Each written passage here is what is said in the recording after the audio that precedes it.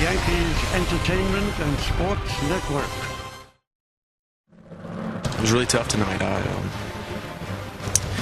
had the bases loaded there. I had the opportunity to pitch to Zobrist there, but I had a base open. Trying not to give him anything to hit.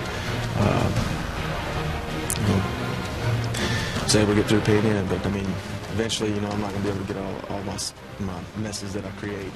I'd thrown Joyce a lot of curveballs in a row, and honestly, thought I could get away with the fastball there. Thought I located it pretty well. Put a good swing on it and put a charge into it, and next thing you know, there goes 3 more runs. It was a really tough outing for me tonight. I'll take it real hard. Come back tomorrow, we'll get another game.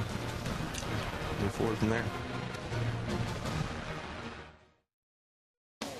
And the Yankees will try to bounce back from that tough loss tonight as the Yes Network presents New York Yankees baseball. It's the New York Yankees against the Tampa Bay Rays in the rubber game of a 3-game set from Yankee Stadium in the Bronx, New York.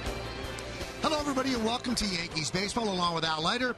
I'm Michael Kay. So you heard the words of David Robertson. One of the great things about Mariano Rivera was his ability to shake off a blown save. Next day, new slate. Is that going to be tough for Robertson? Yes, I think so. And you talk to any closer, that is the most difficult thing, Michael, is to be able to turn the page. And that will be interesting to watch David Robertson in his young career here as closer to forget about yesterday or now and last night. And I think that will be the issue when you watch. It's not about his stuff. We talk about it. We know his body of work. You see here since 2011, the 84 games, dominating. Look at 80 1/3 innings, 124 strikeouts. There were moments even last night after he struck out Carlos Payne. He said, wow, he strikes out everybody. Maybe he could get out of this. As he said, he left the fastball to Matt Joyce. This guy will be fine. It'll be how quickly he'll be able to forget. All right, let's see if he has to pitch tonight. They don't like to use their relievers 3 days in a row, and tonight's New York Lottery pitching matchup would indicate they might not need that much of the bullpen. A marquee matchup. David Price goes for the Rays, 5-1, 2.35. CC Sabathia, 4-0, 4.15 for the Yankees. And now CC's really starting to round into shape.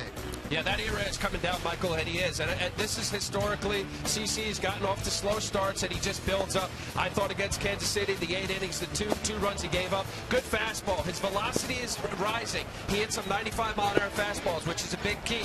He is a 3-pitch pitcher. CC Sabathia looks like he's coming into his own. And he's going to face a pretty good pitcher in his own right, David Price. As I said, this is a marquee matchup. How do they do against each other when they go mano-a-mano? Al Leiter's going to break it down right here next on Yes.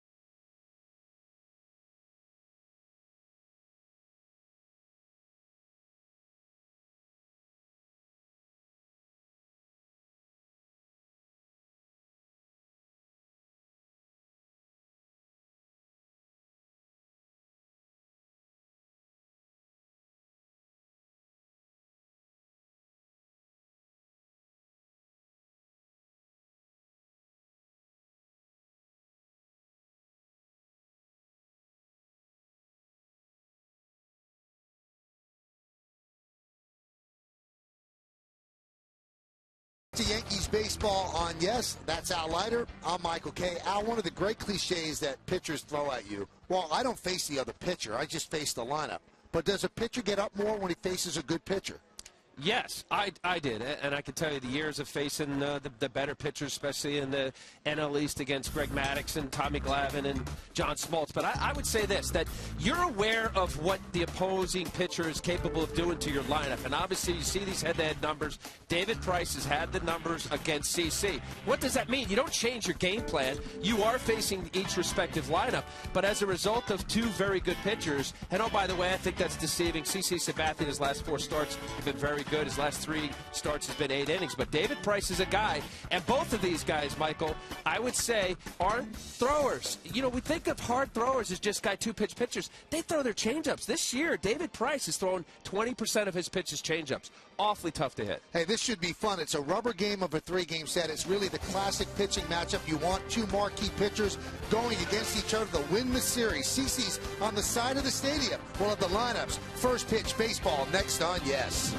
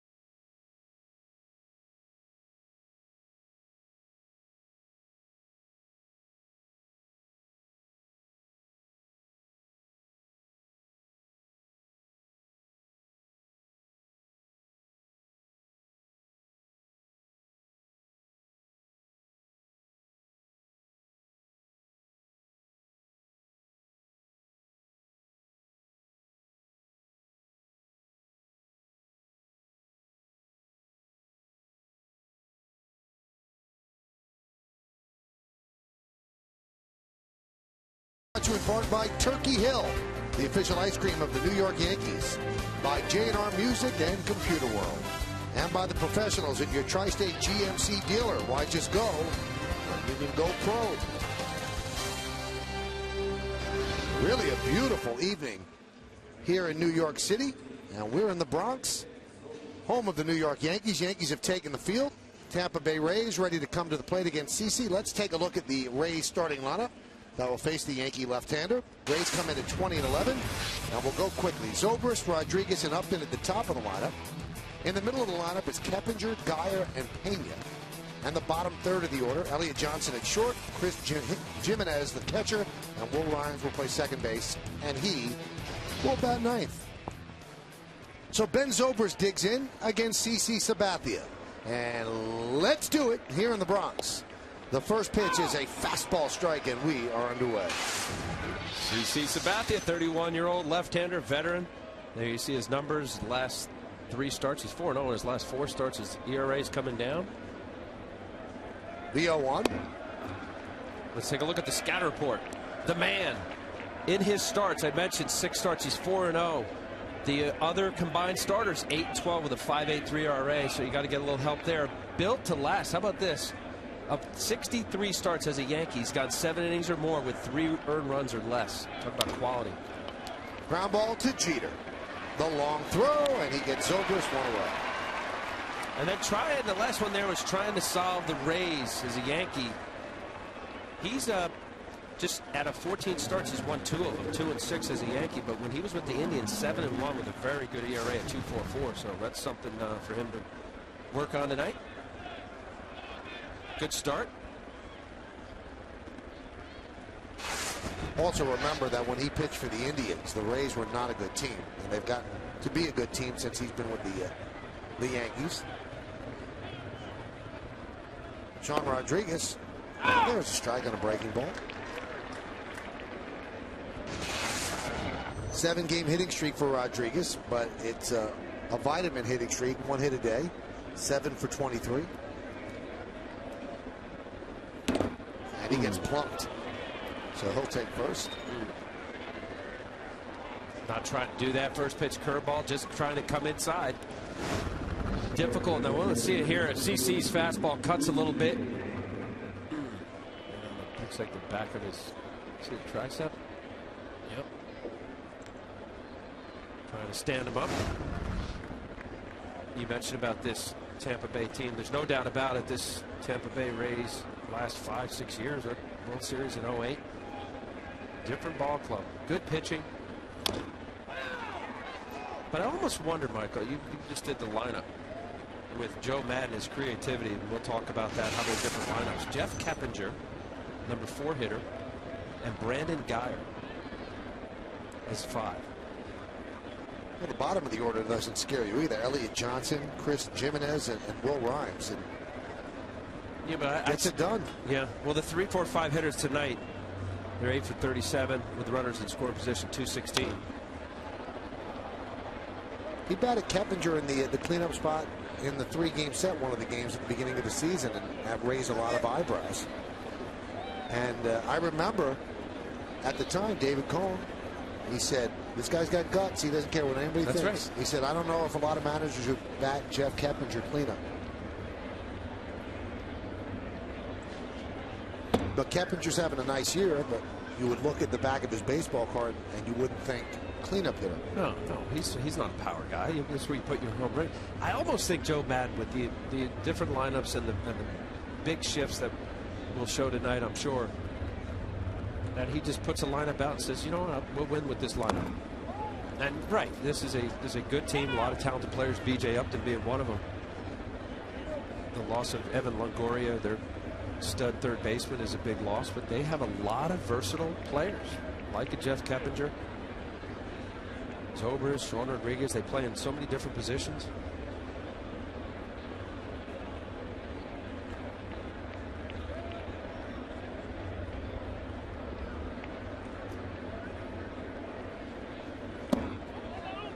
Check swing, and the first base umpire, James Hoy, said no, he did not go.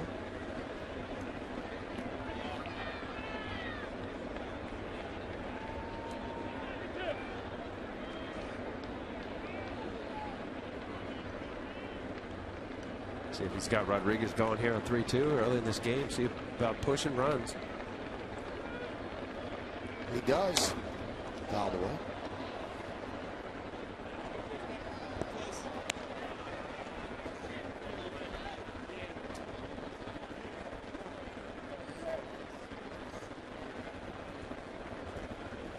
Good contact guy. Good hitter, B.J. Upton. He's a free agent after the year. Only 11 strikeouts and 55 at bats.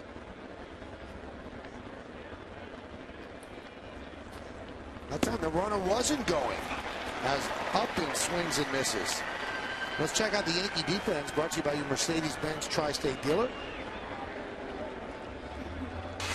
In the outfield, it is Andrew Jones, Curtis Granderson, and Nick Swisher left to right. Infield, Nunez, Jeter, Cano, and Teixeira. Alex Rodriguez is the DH today. Chris Stewart behind the plate, and Karsten Charles Sabathia is on the mound. And no matter how much you ask Joe Girardi, Chris Stewart is not the personal catcher for CC Sabathia. He just happens to be there the last 5 starts. I think that managers just don't like to use that phrase. But if he feels that Stewart's working well with Sabathia, why would you break that up?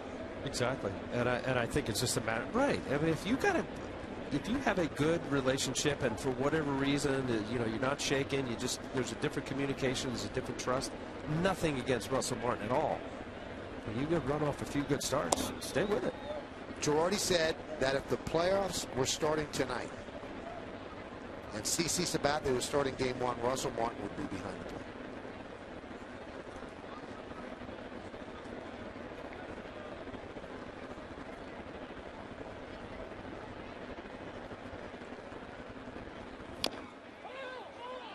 Although he did go against the no personal catcher stuff in 2009 in the postseason, because Jose Molina, I believe, was the catcher for A.J. Burnett.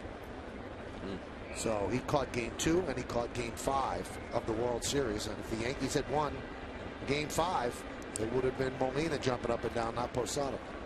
I mean, it's all speculative, but I wonder if it was 20 in a row.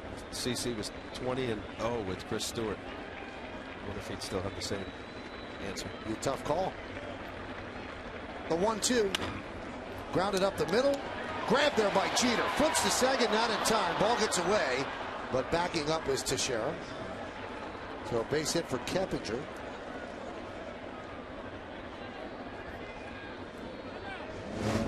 Looked like Derek was slight pull toward the third baseman. And the yes mo getting to that ball. It looked like he was going to try to flick it just out of his glove. Didn't have enough on it.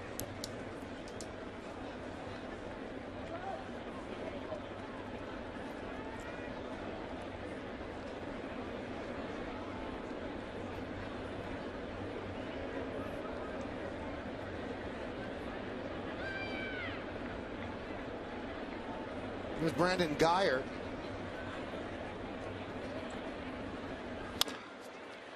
Grounded to third and off the glove of Nunez. Everybody's safe. Nunez continues to struggle defensively.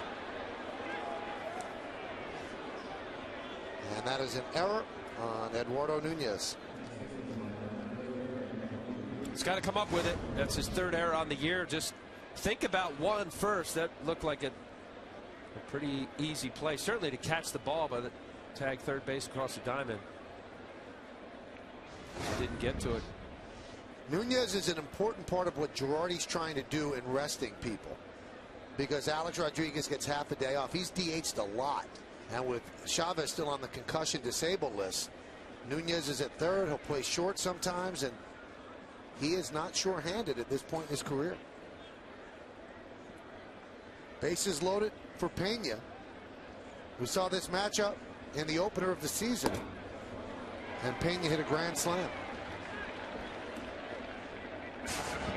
Pena is not a good hitter lifetime against CC. 5 for 38, but 3 of his hits are home runs. Mistakes then, Michael. He's slumping right now. He's 0 for his last 11.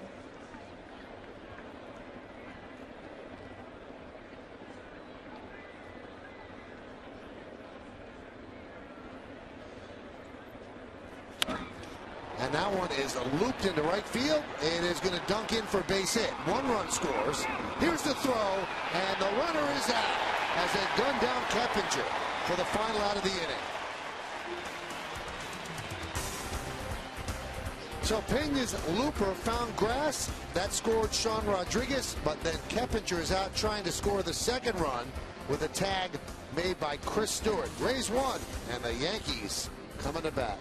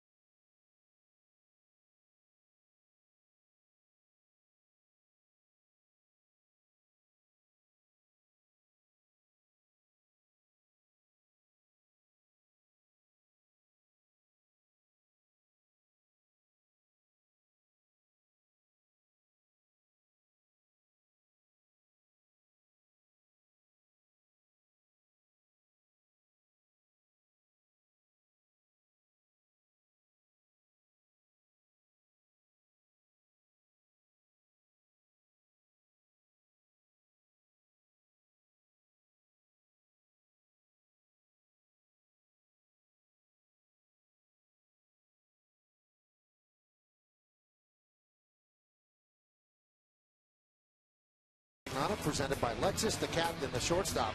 Derek Jeter leads off, batting second, playing right field, Nick Swisher. The number 3 hitter is the second baseman, Robinson Cano. Cleaning up the DH, Alex Rodriguez. Mark Teixeira is at first base. He'll bat 5th. Batting 6th, playing center field, Curtis Granderson. Andrew Jones at left field will hit 7th. The number 8 hitter is the third baseman, Eduardo Nunez. And Chris Stewart will catch, and he will bat 9th. 26-year-old, young, hard-throwing left-hander. David Price, he's had a good start of this season. 2.35 ERA, very good. 35 strikeouts in 38 third innings. 5-1. Let's take a look at the pitcher's scout report. Strike one. How about this? The opposing batting average is 188 points lower after strike one. When he gets behind 1-0, 2-0, 2-1, 340 batting average. Keeps him in the park. He's got a current streak, 27 consecutive homerless innings. It's the longest among American League starters. He's only allowed 1 home run to left-handed batter over the last 16 regular season starts, and more changeups in 2012. Since he got to the big leagues, 6% were changeups in 09. This year, almost 20%. He's becoming a more complete pitcher. Let's check out the Rays defense behind Price, and it's brought to you by Mercedes-Benz Tri-State Dealer, Geyer, Upton, and Zobrist, left to right in the outfield. Infield, Sean Rodriguez, Elliott Johnson, Will Rhymes, and Carlos Pena, third to first. Chris Jimenez is behind the plate. David Price is on the mound. Jimenez. Derek Jeter will lead off against Price. Leading off against left-handed pitchers this year in the first inning, 8 for 11. And you all remember David Price serving up hit number 3,000, a home run to Derek Jeter. So those two are somewhat linked in history. This is last July, sitting on $29.99.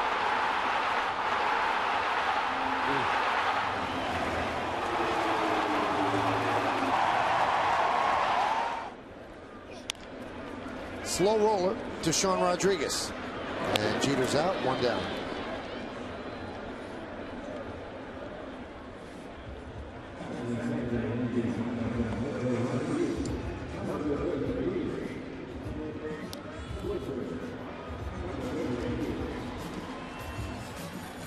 That'll bring up Nick Swisher.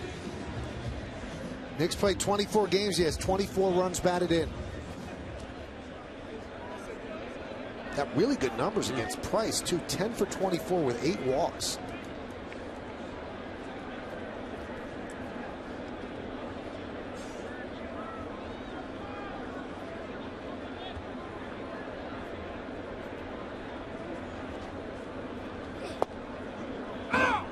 .95-mile-an-hour fastball at the knees on the inside corner. Swisher did not like that. Home plate umpire Mike Estabrook. He's saying, man, if that's going to be a strike, it's going to be a long night.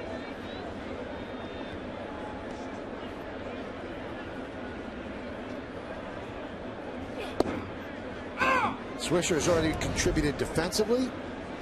Comes up throwing. And Chris Stewart with the tag gets Keppinger.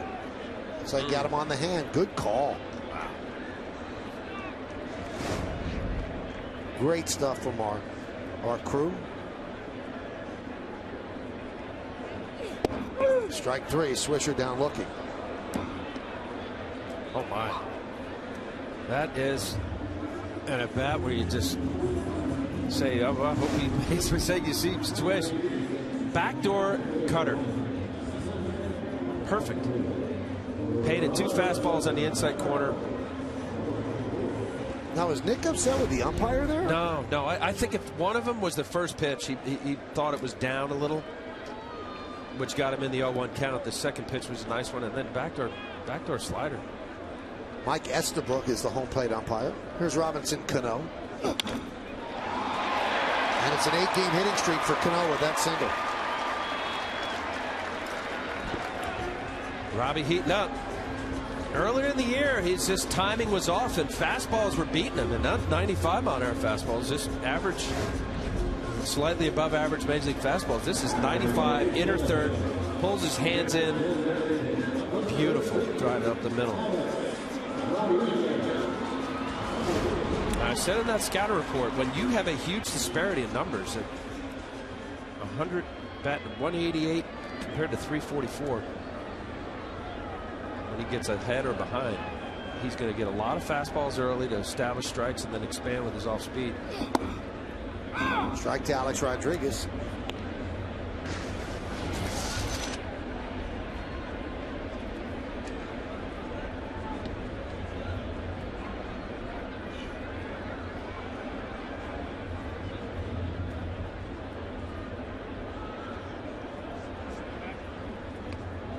You take a look at Alex's numbers.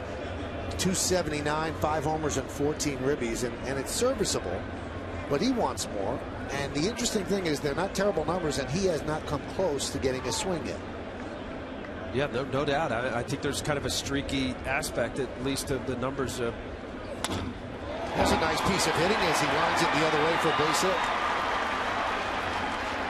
Let's check out the game time weather presented by Big OT. It's a beautiful night. Really is. 2 nights, overcast, rainy, not tonight. 61 degrees, 37% humidity, not much wind. It's partly cloudy. We'll sign up for that.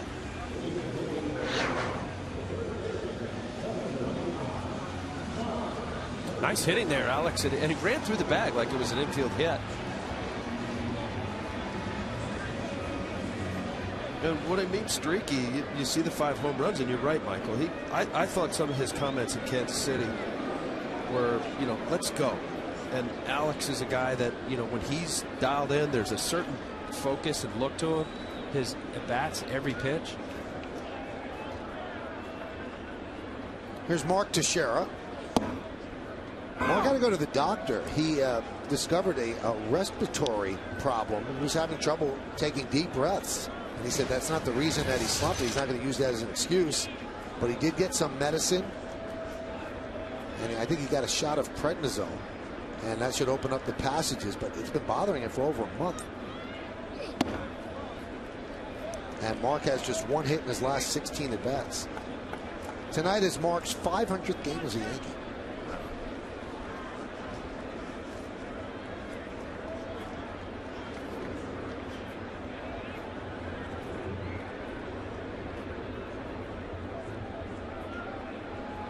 One. Off speed outside, 2-1.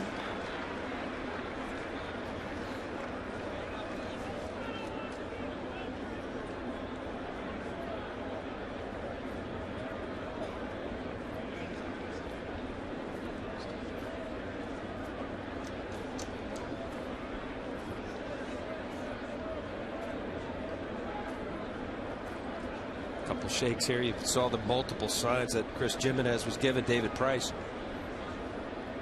Teixeira, he's struggling so far this year. The .217 batting average, better from the right side, more power from the left. Use a little bit more of the field than as a left-hander now. Chris Jimenez wants to get on the same page. It's important. Said early on that you face a guy in CC and David Price. Every run is so important. You have to assume that your opposing starter is going to be on that night. Stay tuned during the 6th inning for a message from our friends at the Fox Business Network.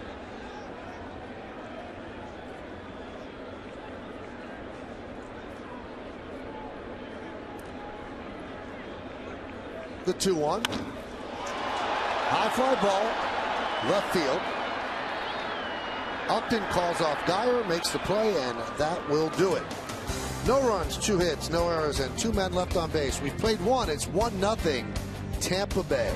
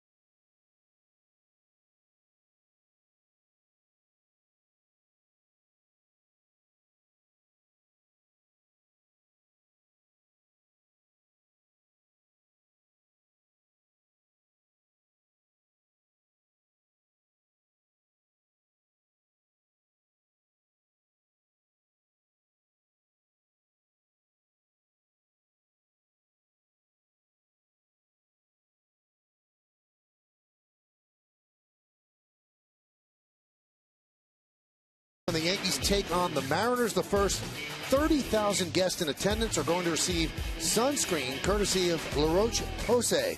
For tickets, log on to Yankees.com, visit the stadium ticket window, clubhouse shops, or call Ticketmaster at 877-469-9849.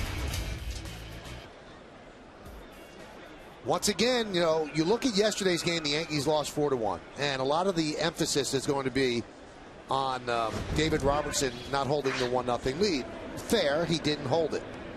But the Yankees have to start getting hits with runners in scoring position, and that's been a problem all year. All year. Yankees last night were 0 for 8 with runners in scoring position, and the first chance to have a runner in scoring position today, Mark Teixeira hits a fly ball to left center field. There's a line drive to left field, a base hit for Elliott Johnson. Yeah, that's exactly right, Michael, especially with the 2-out opportunities where they're back-breaking runs where you have a chance to break open a game. There were some tack-on runs in the first game of this series that helped give a little breathing room for David Robertson. And those are moments where you look back, you're right. I mean, it's a 1-0 game. David Robertson, yes, he blew a blown save and a loss. When you get chances to push runs, you got to do it. Here's Chris Jimenez.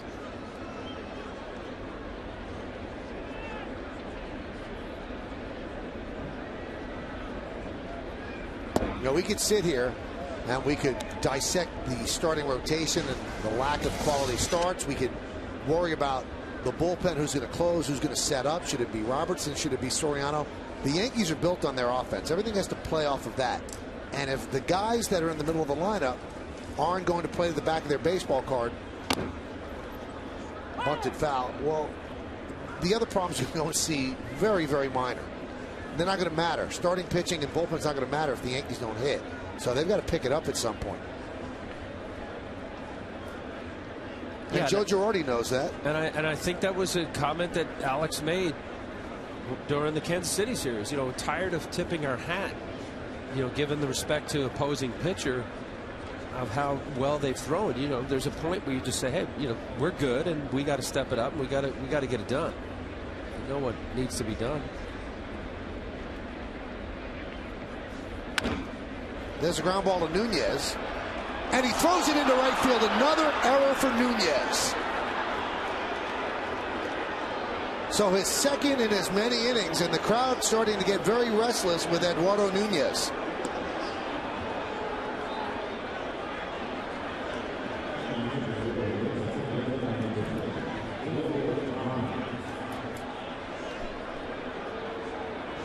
Right, can't give away outs at any level. Trying to get the double play. Looked like he didn't step towards second base. He opened up his left foot. Now he ends up just goosing over there. Watch, see where his left foot is almost facing toward Derek Jeter. You know, that's a absolute 2-ball opportunity to get a double play. Nobody feels worse than Eduardo right now, that's for sure. Well, the first inning run, that's a bat they gave up, was because of the error by Nunez. It was an unearned run, and now you're looking at a situation that CC's got to pitch out of another jam because of that. Pitches outside as Rhymes was showing bunt. Well, this is their early what Joe Maddon's doing, Michael. Even Jimenez ended up square and trying to bunt, push a runner to score a position, see what they can make out of it.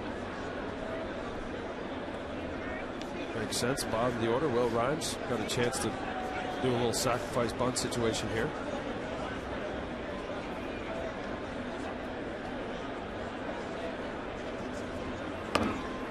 Bunted straight up in the air, and Nunez makes the play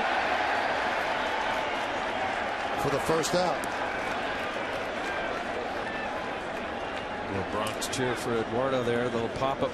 Good pitch from CC Sabathia. Very difficult pitch to bunt on the ground. It looks good because it's eye high. As far as Will Rhymes, nobody was at third base.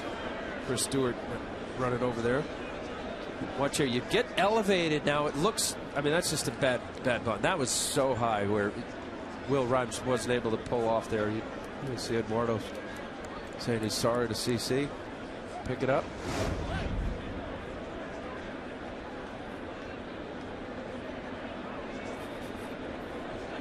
Eduardo has to really shake off the 2 errors right now, because if you keep thinking about it, you get the yips.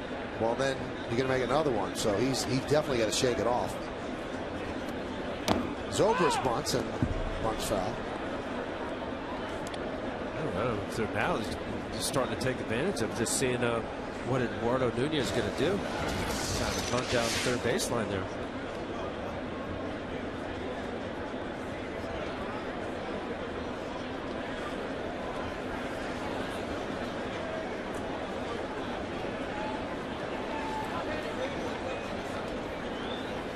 So you see, keep pounding, pushing, get your ground ball pitch. Grounded foul.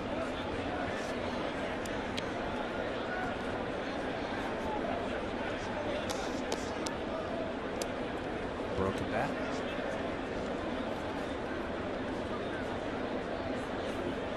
The other option at third base is Eric Chavez, and he's still waiting for results of his impact test. He has to be cleared by Major League Baseball before he could play. He's on what they call the 7-day concussion DL. And he does a great job over at third. And Zobrist swings and foul tips it into the glove of Stewart for the second out. Good pitch from CC. As soon as he got 0-2 count, you're thinking strikeout opportunity. Watch him elevate. See where Chris Stewart is perfect. It's just high enough, hard to get on top of it as a hitter. And the location was perfect.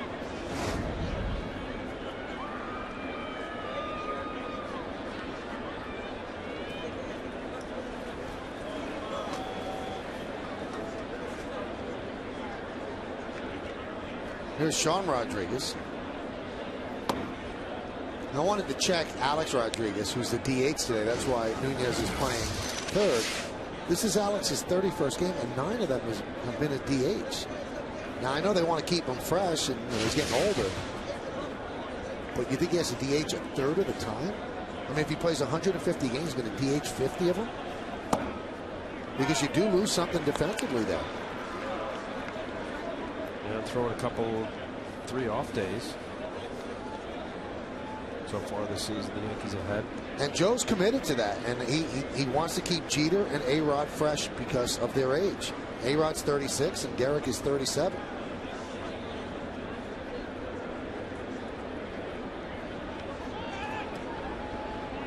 Dancing off of second, Elliott Johnson.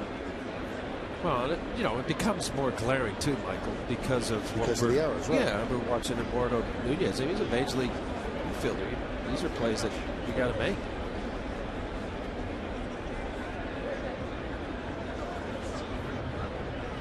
The 1-1. 2-1. We're in the second inning. 1-0 Rays. 1-3-0 for the Rays. 0-2-2 for the Yankees. Rubber game of this 3-game set. Been a good series so far. Yankees won the first game 5-3. Robertson closed it out. They led 1-0 going to the 9th yesterday. Robertson didn't get it done. And now a battle of really outstanding left-handers, David Price and CC Sabathia, to see who wins the series.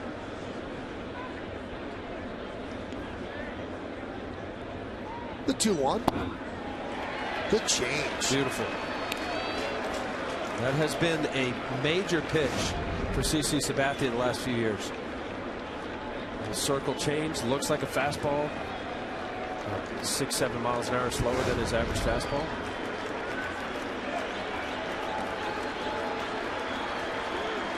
See if he comes back, double up.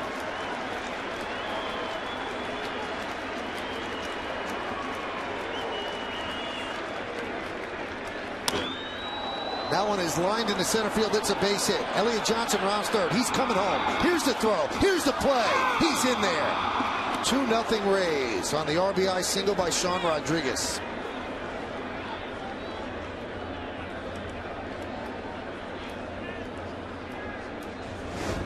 Sean Rodriguez got a fastball here. I thought how he looked on that previous pitch, the changeup. You saw on that replay there, the ball cut. Ended up being middle of the plate. Good strong throw from Granderson. Just Elliott Johnson was too fast. Nice play. Get in there. Hit for a slide. On the yes vote.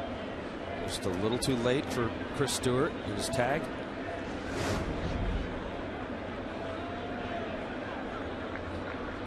Here's B.J. Upton. Grounded foul. So another unearned run against Sabathia. Yeah, you talk about giving outs. You know, obviously, you don't try to do that. And Eduardo Nunez knows when you're facing a guy that you have to assume is on his game, you cannot give outs to a good pitcher like David Price. Driven deep to left field. And foul. Boy, did he hit that. Just a little bit quick. Listen to how it sounded coming off the bat.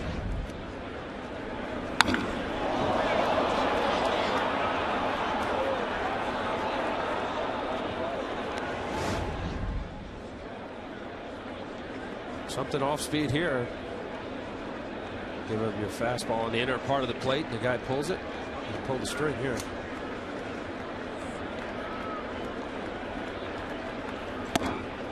Or stand him up.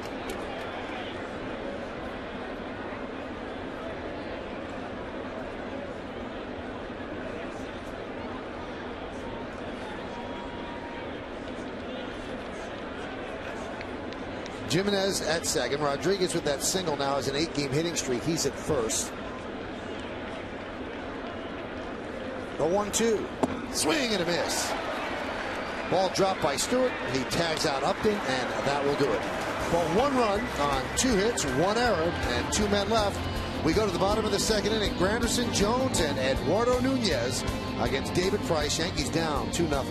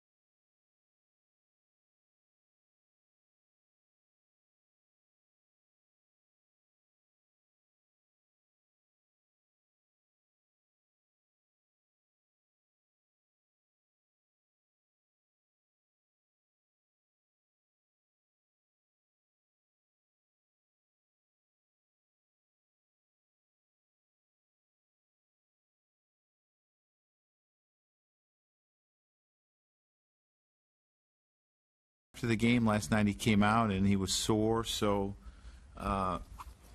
as we speak, I believe he's having another MRI. So I can't tell you when he's going to be available to us, but I can tell you it won't be today.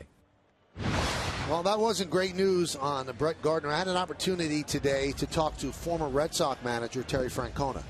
And he said, I don't think the average fan realizes how valuable Brett Gardner is in so many ways. He said to have somebody like that at the bottom of the order where a pitcher can't take a deep breath. He said, and also the fact that he is arguably one of the best outfielders in baseball playing left field. He can play shallow, takes away hits, and he goes back on the ball so well and has a good arm. He said, Brett Gardner, if the Yankees lose him for a while, that is a big loss. A big stolen base threat as well. I agree. I think if you look at the Yankee lineup, you think about boppers and guys that can hit it out of the ballpark, and it just adds a different dimension. And you know, as Terry was saying, for Gardner to be at the bottom of the lineup, you just talk about length of the lineup and a tough out. He's become much tougher to get out. There's more confidence.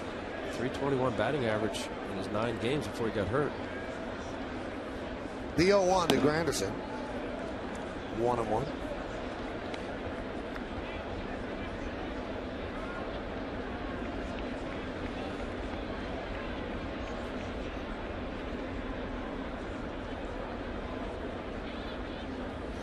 That one is drilled deep to right. There it goes. See ya. A line drive home run off the bat of Curtis Granderson. Yankees on the board. Tampa Bay 2, the Yankees 1.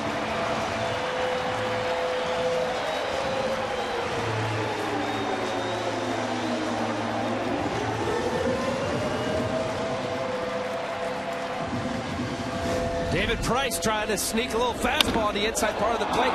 Down and in. Sweet spot for Grandy, man. This 11th home run on the year. Does a bullet second deck. Sat on it, got it. Quick through the zone. Very impressive. 11 bombs already. Coming into that at bat, 7 for 34 against Price, but 2 of the 7 home runs now. 3 home runs against Price. He has 11 home runs on the season. And he has 9 home runs in his last 13 home games. Here's Andrew Jones. Foul back. So the Yankees get 1 of the runs back. Josh Hamilton with 14. Curtis Granderson in second place with 11.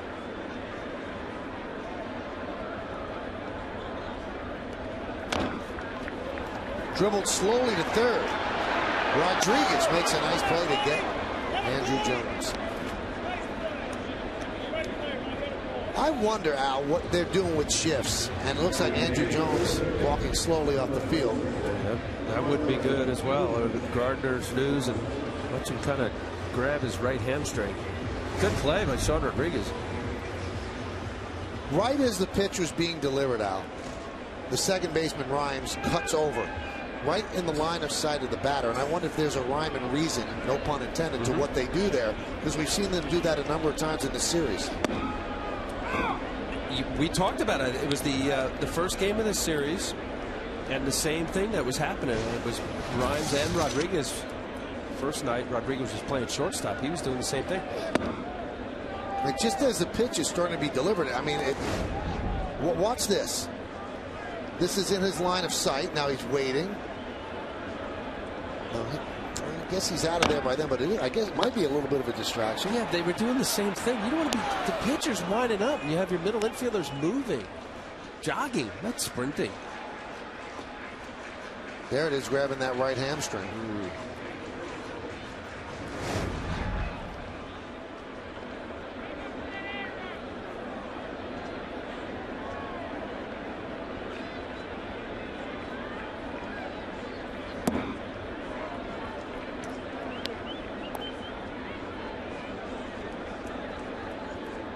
Now Andrew Jones is sitting fine in the dugout. You wonder if he was just readjusting his sliding pants. Count 3-2 on Nunez.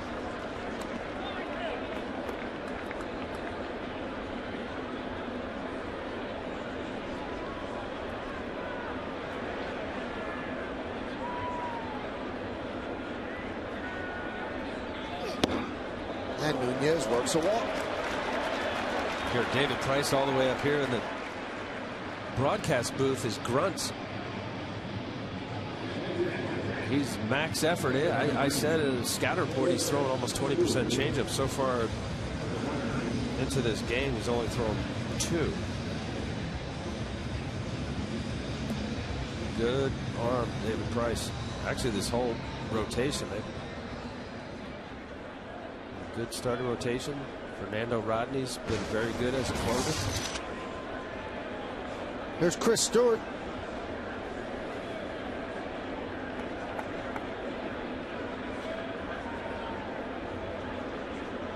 Runner goes. Strike. Throw to second. Stolen base for Nunez. Great jump. He had something on David Price. Or just guessed right. He was off and running. 5th stolen base. Watch here right away. As soon as he lifts the leg, you have to pause just a little bit because that's the luxury of a left-handed pitcher, being able to hang a little bit. Yes, Mo getting in there. There was no hesitation on Nunez's part.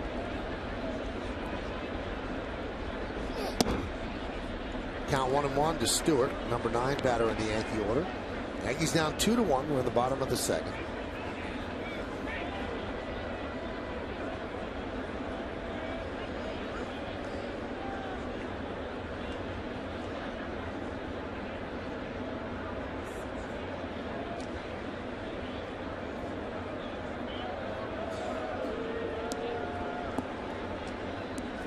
casual inside move just in case. Runner's moving. You catch him in a rundown. Did you hear the news today, Al? No. You did? I think you did. Did I? You know how we always talk about the Jeff Nelson move, fake to third, fake to somebody first? got him. They're going to eliminate it at the end of this year. That one is looped into left field. That is going to find grass for a base hit, and it will tie the game as Nunez scores. Going to second is Stewart. Now that ball gets into center field. Stewart will hustle a third, and the Yankees have tied the game at 2. Chris Stewart, big hit there. The tough pitcher, David Price, got a fastball in. And then the mistake by B.J. Upton overthrowing the cutoff man. Gets down and gets a fastball down and in. Watch now, B.J. Upton overthrowing his cutoff. And immediately Chris Stewart taking advantage of that. David Price becoming now the cutoff. Why he wasn't backing up home, I'm not sure.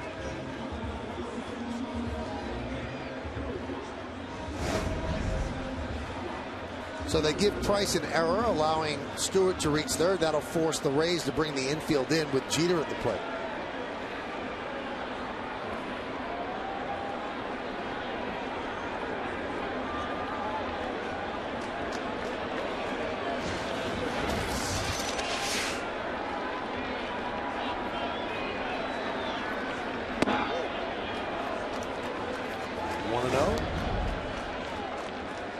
Nunez gets congrats in the dugout. Everybody on that team likes this kid. And he doesn't feel too great about the 2 errors, but the stolen base helps them score that run.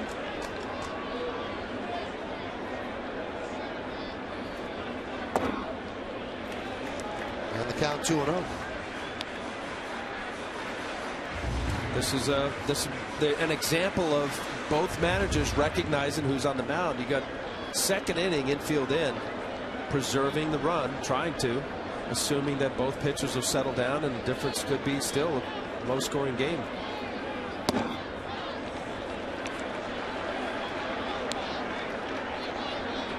You have a lesser quality arm that you increase the percentage or decrease the percentage of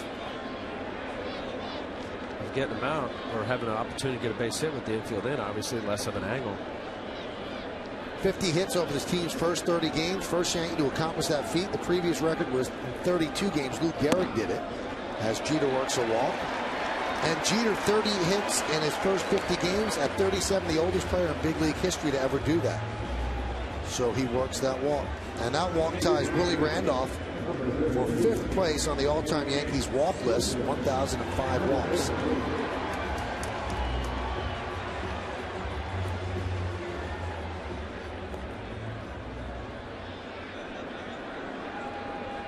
Here's Swisher. He struck out looking in the first inning.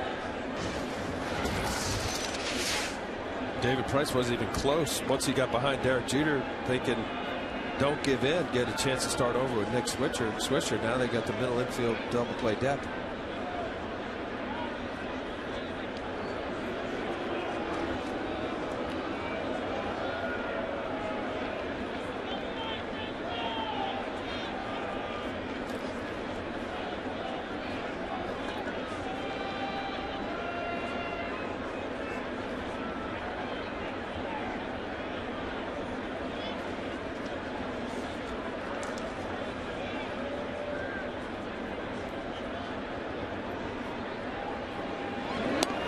Again, chases Jeter down. Swisher 10 for 25 against Price. That includes the strikeout in the first.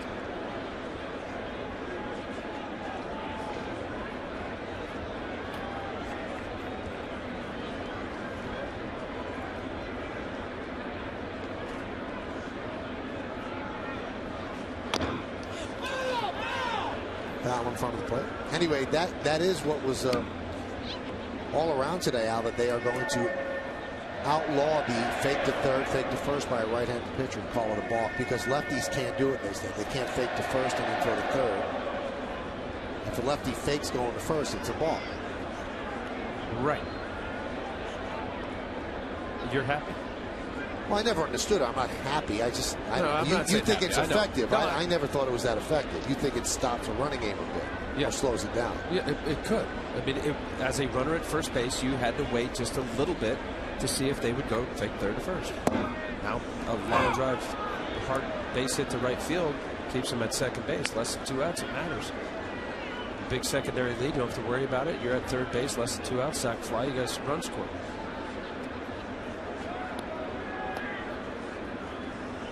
Well, I thought you were going to tell me because it deceives the runner. Every time you try to pick a guy off, you try to deceive the runner, right? Absolutely.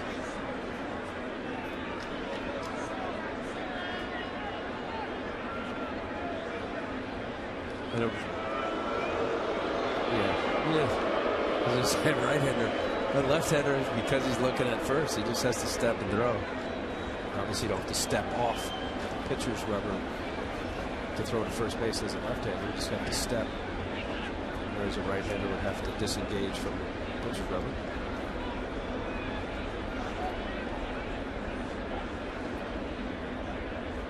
The 0-2. Foul back. Good fastball, 96 miles an hour. Amped up so far, David Price. It overthrown a little, just from the grunts and watching his effort. First at bat, Nick Swisher did not see a pitch like that. Big, healthy cut. Missed with his spot a lot. That's what happens, even as good as David Price has been and is. When you overthrow, you miss location.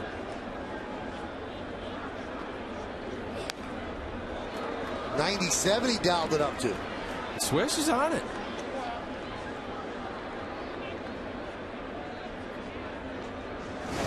What's this here? He's good balance, sees it. That's a good swing. Pulled off just a little.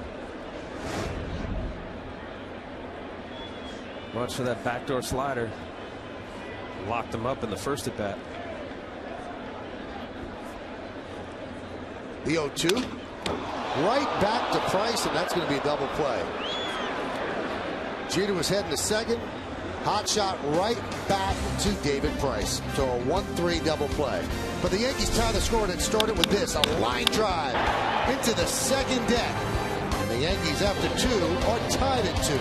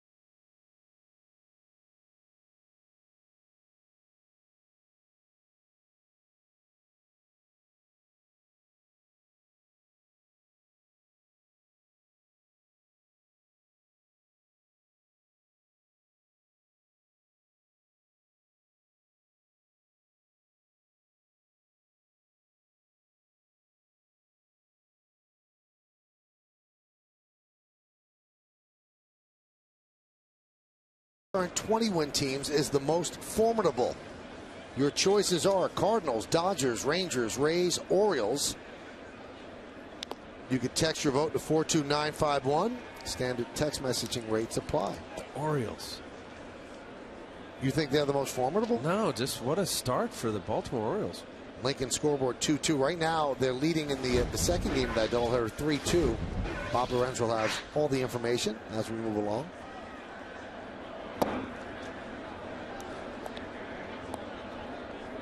Keppinger had a single in the first to extend his hitting streak to 8 straight. 12 for 19 during that streak.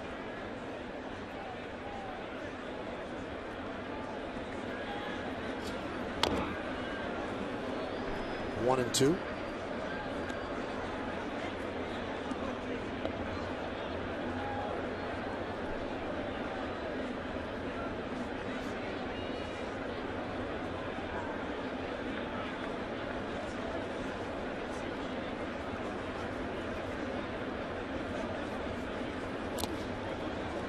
Count 2-2. Think of Jeff Keppinger, who got to the big leagues a little bit with New York. He was with the Mets, and just a gritty, tough at bat. Last year with Houston, 307 batting average. He's turned into a tough, gritty ball player. Fights off pitches, doesn't try to do a whole lot. Doesn't strike out. He's only got 1 strikeout this year, 65 at bats. This guy battles. Doesn't hits the ball where the pitch is thrown. Go to all fields. The 2-2. Missed outside.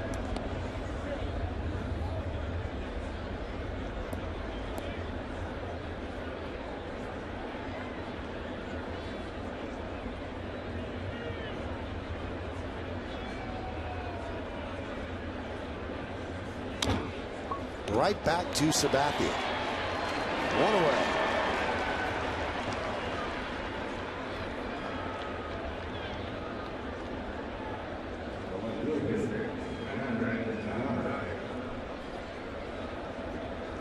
There's Brandon Geyer. Now, Geyer got called up yesterday because of a personal issue where Keppinger had to leave the team, but Geyer's still on the roster with Keppinger back. That's because Brandon Allen was put on the DL before the game today with a hamstring issue. He hit a double late in the game last night. Maybe there was some issue there. 0-1.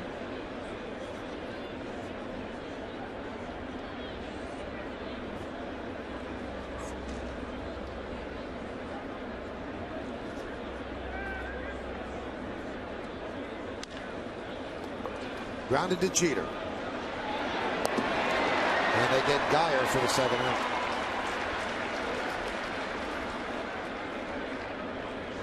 Nice play. Derek coming up and getting that ball. Making sure he's got a good grip. Geyer pretty good speed. Nice play on the other end. Mark Teixeira. So often does he go unnoticed. Just it becomes so routine. Him picking the ball out of the dirt. So valuable. Couple gold gloves for Mark Teixeira in his career. There's Carlos Pena. He broke an 0 for 11 slide with an RBI single in the first.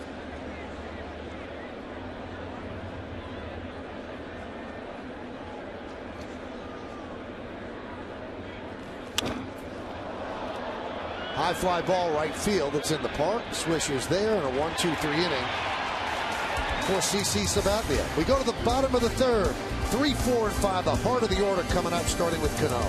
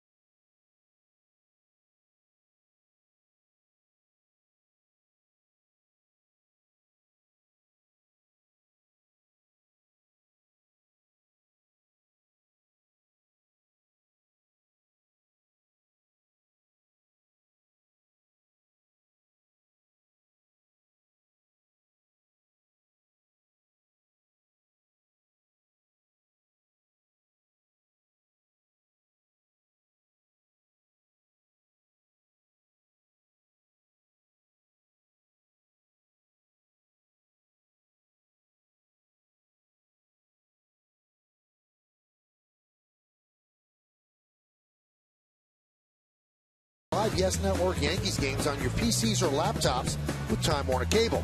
Get a full season of live Yankees games on the go for just $49.99.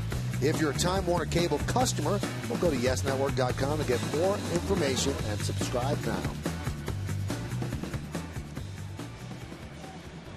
Beautiful night here in New York City as we go to the bottom of the third inning. And Robinson Cano will start it off against David Price.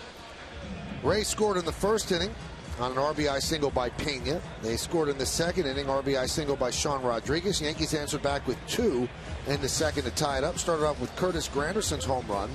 Then a walk to Nunez, a stolen base, and Chris Stewart's single. That scored Nunez and tied the game. That's where we are right now with Cano leading off. Cano has 8 hits in his last 19 at-bats, and on the Lincoln scoreboard, it's 2-2.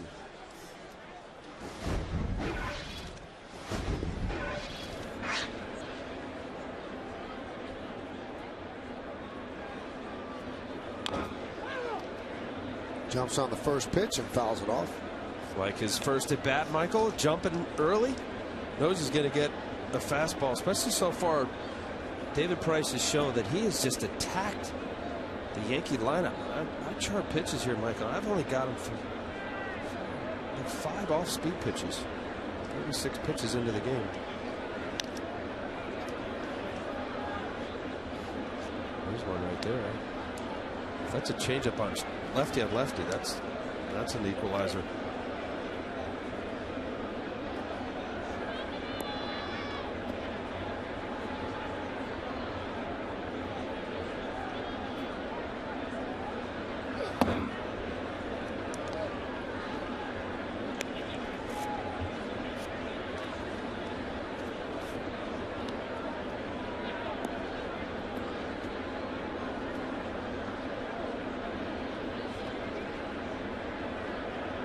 And the pitch outside, 2-2.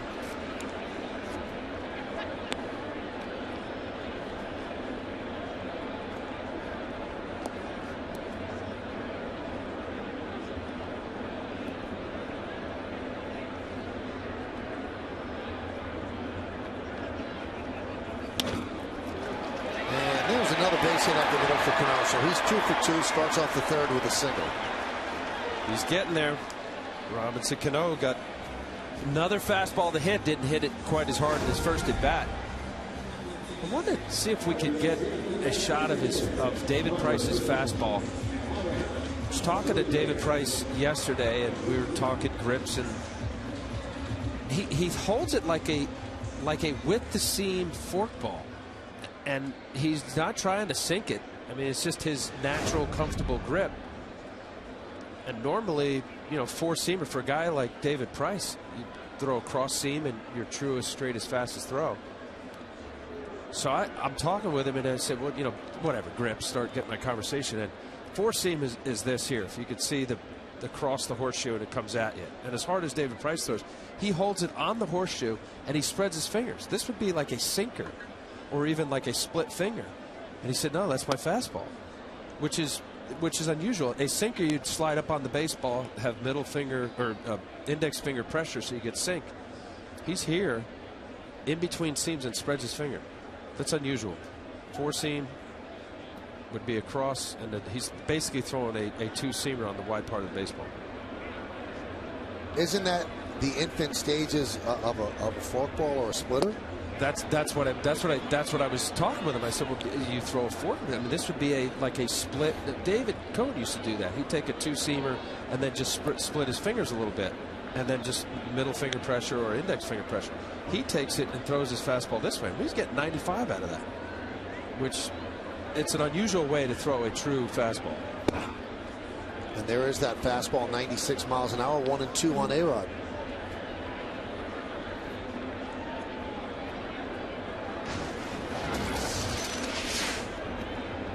Alex singled in the first inning.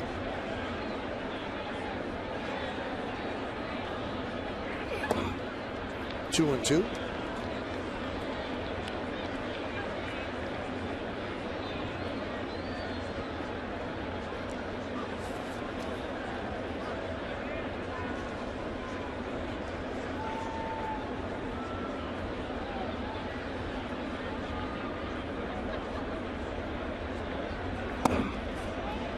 Just missed outside. Now, what's the 91? That's a backdoor cutter. Okay. Or slider that's overthrown. So the velocity, normally a slider velocity to be in that 85, 88 range. That was 91 mile an hour, which I would say was a cutter. It's the exact pitch that he locked up Nick Swisher at his first at bat in the first inning. And that's a give up pitch. That's exactly what the effect is that. It's supposed to be off the plate or hit the glove.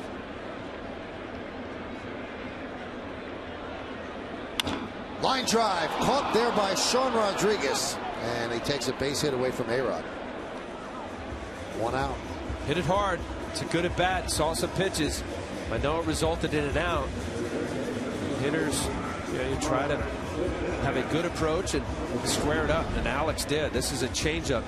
3-2. It ends up cutting middle of the plate. Just happened to hit it right at Sean Rodriguez. Robinson scuttling back as quickly as he could. Hope to not get doubled up. There's Mark Teixeira.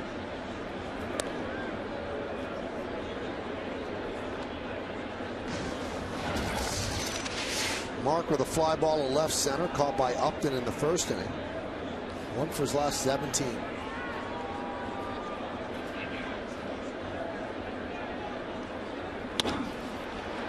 Grounded to short, bobbled, and they still get the force at second. That's how hard that ball was hit.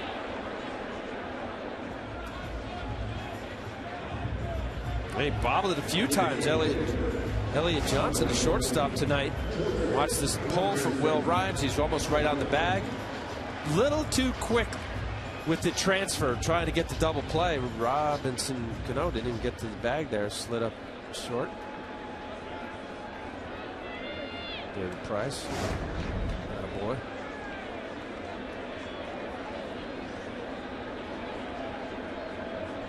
Here's Granderson. Curtis homered in the second inning. So he has 10 home runs at home, 11 home runs overall, so 1 on the road. And he's the fastest Yankee to hit 10 home runs at home in team history.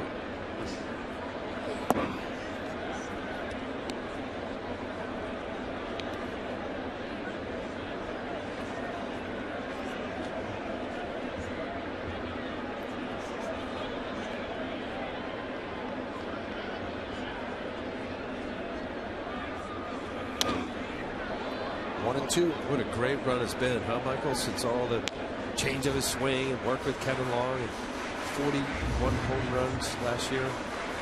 Tremendous year, 119 RBIs, and just picking up. There's Kevin Long, the hitting coach for the Yankees. Yankee Stadium certainly tailored for Curtis Granderson's swing.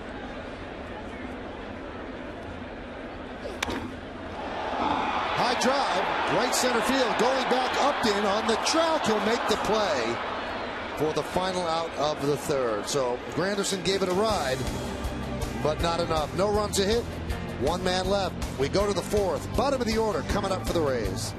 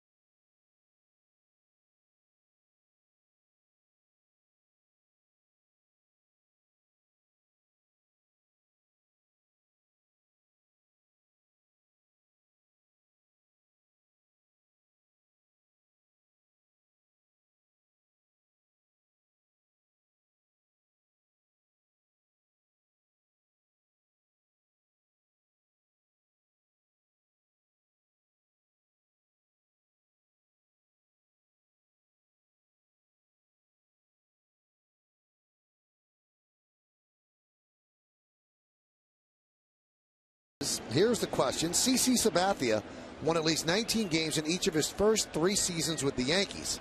Now, who's the only Yankees pitcher ever to win 19 or more games in 5 seasons? Was it you, Al? No, not even close. Here's Elliott Johnson. That's got to be easy. No, none of these are easy. No, they're not.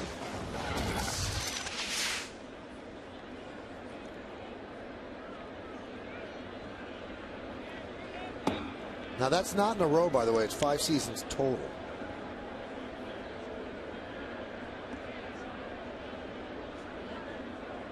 Al has a good guess. Can't say what it is, but he has a good guess.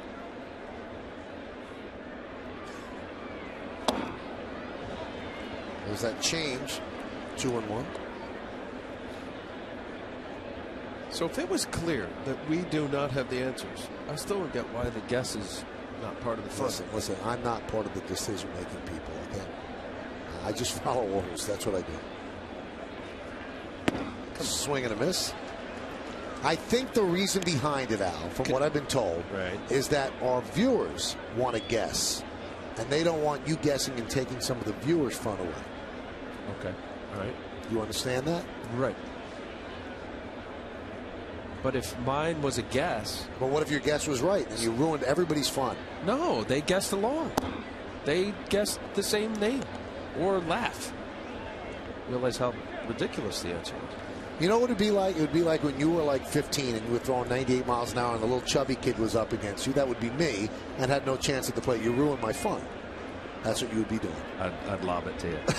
Here's the 3-2. Outside.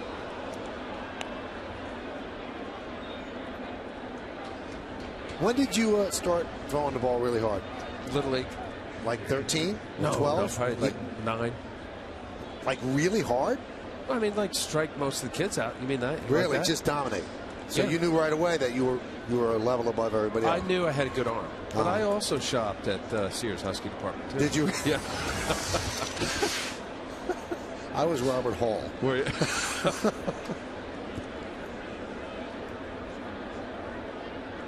Here's Chris Jimenez, and there's a strike. Remember Robert Hall? Good guy. No, it was like a. It was like a Montgomery Ward. It was like place? a men's store in New York City, in the Bronx. We didn't have that down at The shore. Shore. The beach. The 0-1. 1-1.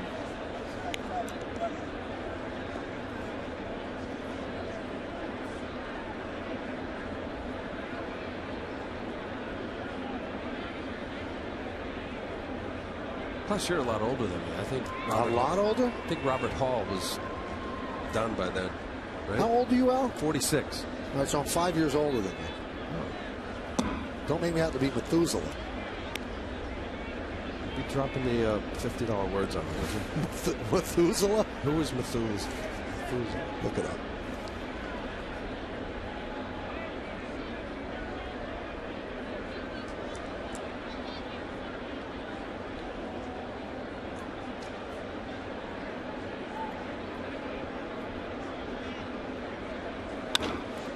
Base hit to left field. So Jimenez picks up a single, moves Johnson to second.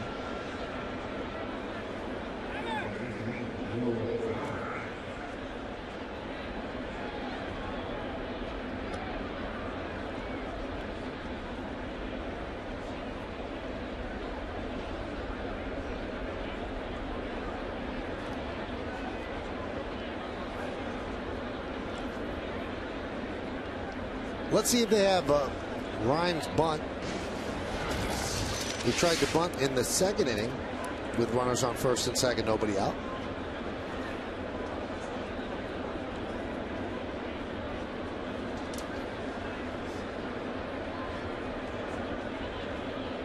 This time, no.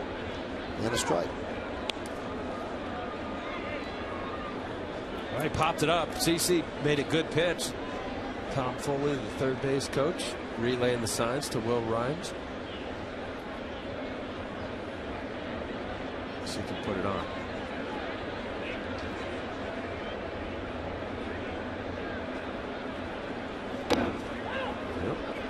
It's 0-2.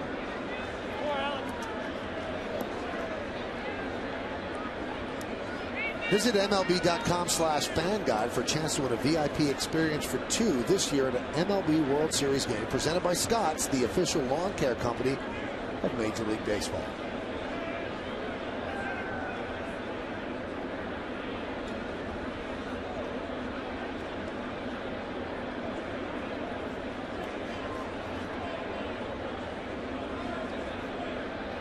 The 0-2. Nice drive by Chris Stewart. Thinking breaking ball. CC Sabathia has a chance to get a strikeout there, negate any base runner movement. You have to trust your catcher is going to be able to block a breaking ball in the dirt. You don't want to hang it. You have an 0-2 count. Chance for CC to expand. Here's another pitch as well. Pitcher's pitch. 0-2-1-2.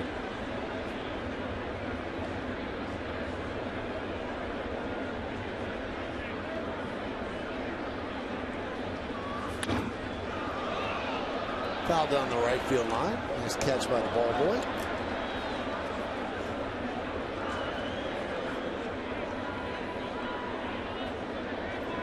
Left that slider up, unlike the previous one where Chris Stewart made a nice play. That was not a good location, giving Will Rhymes a chance to get the barrel out on a high breaking ball. Again, fourth inning, 2-2 ball game. You're facing a tough pitcher, David Price. Make pitches.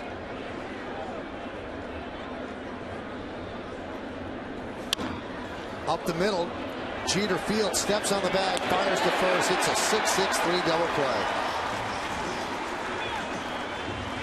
And Johnson moves to third with 2 outs.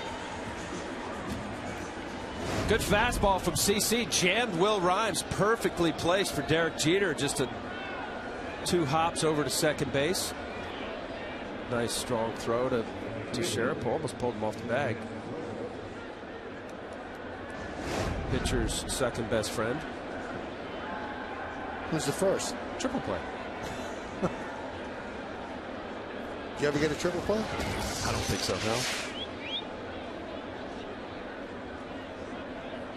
Here's Ben Zobrist. He's 0 for 2.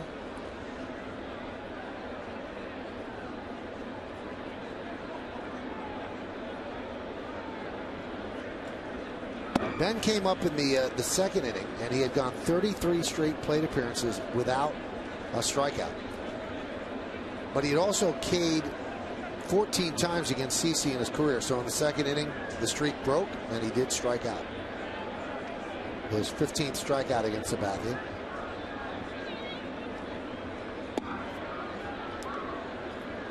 Two and 0.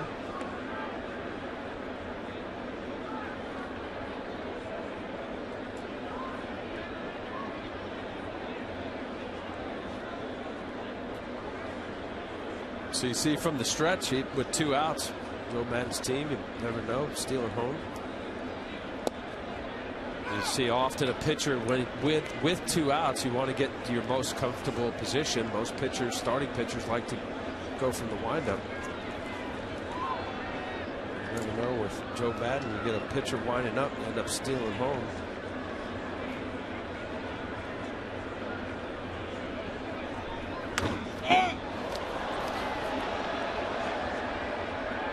That'll make the seats.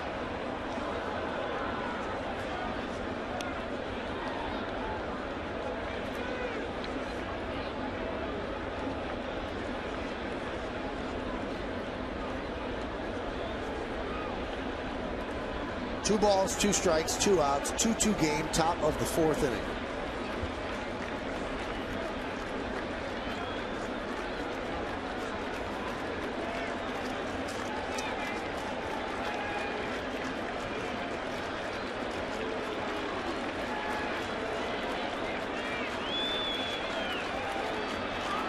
And the 2-2. High fly ball deep left. Backing up is Andrew Jones, and he's there in front of the warning track to make the play. No runs, a hit, and 1 man left on base. Coming up for the Yankees, Andrew Jones will start it off.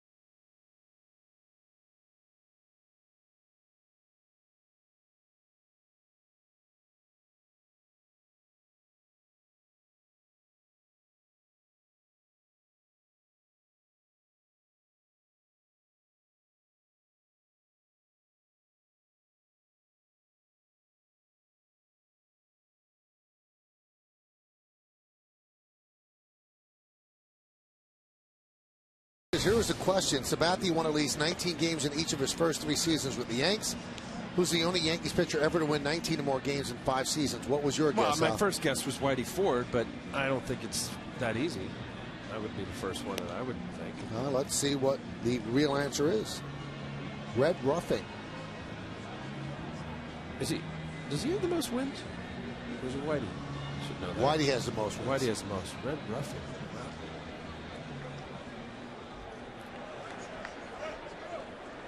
He won 6 championships with the Yankees, Red Ruffing.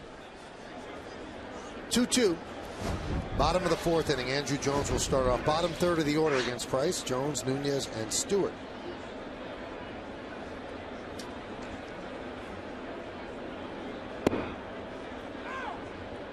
Count 0-1.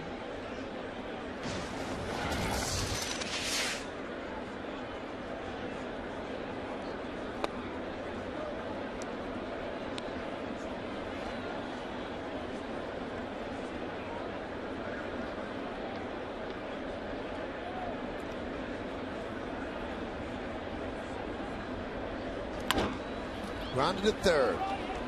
Sean Rodriguez right there for the first out. That'll bring up Eduardo Nunez. Well, he's had a tough time in the field. A little easy ground ball trying to get a force out at third, and then he overthrows Robinson Cano, resulting in a couple runs, making CC work a little harder. Did get the stolen base, and then Chris Stewart getting the big hit. Scoring. They see Alex coming over, trying to keep his positive mind. You end up getting in between the ears, you get the yips. All the right thoughts. And Nunez loops one into right field for a base hit. All right, I have to say, you mentioned about Robert Hall. My oldest brother John just texted me. He said, Tom's River, next to the Hojos, there was a Robert Hall. Is a discount men's suit store? I don't know if it was discount, but it wasn't high end. Well, he got his eighth grade suit there apparently. How come John remembers it and you don't? Because John is like 10 years older than me. Okay. I think Robert Hall went out just about that time. You remember Corvettes? Yes. EJ Corvettes? Okay. Bambergers. Woolworth. Stearns. Montgomery Ward. 2 guys. Now they added 3 more guys and have a burger place. 5 guys. I thought that was pizza. No, it's a burger place. Burgers and fries.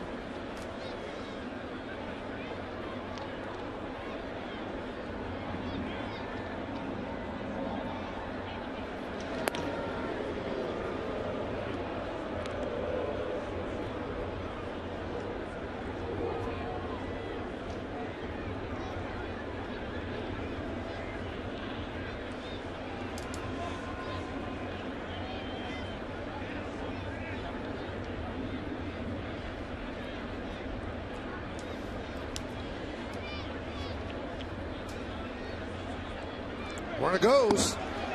Throw to second. Not in time. Oh, you're right. It looks like he's got his move down. Great jump, right? That was a great shot. Look, left-handers will vary their head look. They'll do something to make it a different move, whether it's varying time. I don't know what it is, but there's no doubt in my mind that Eduardo Nunez or the Yankees has whatever it is, because that was a great jump. He stole it off David Price. That was a good throw from Jimenez. And the speed of Eduardo Nunez got him in scoring position. Second stolen base for Nunez.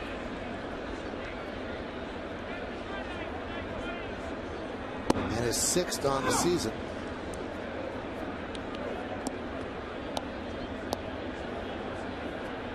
Chris Stewart's done a nice job for the Yankees. Got him on the last day of spring training. He's hitting .273 and he has 4 ribbies. Check that, 5 ribbies now.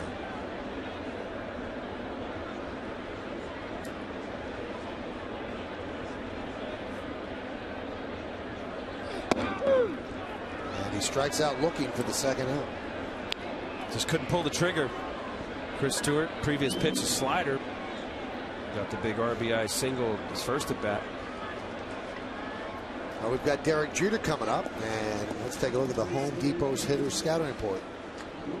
50 hits. You mentioned he's the first Yankee to have 50 hits in the team's first 30 games. Very impressive.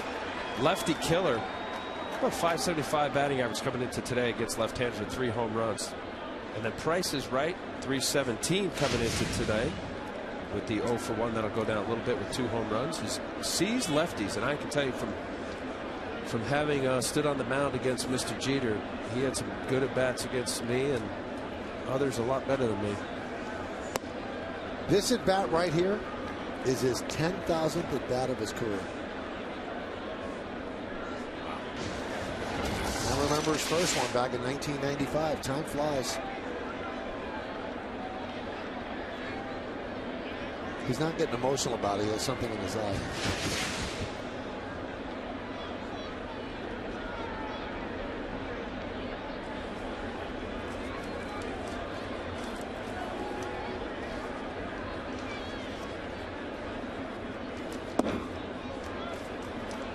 Two and 0.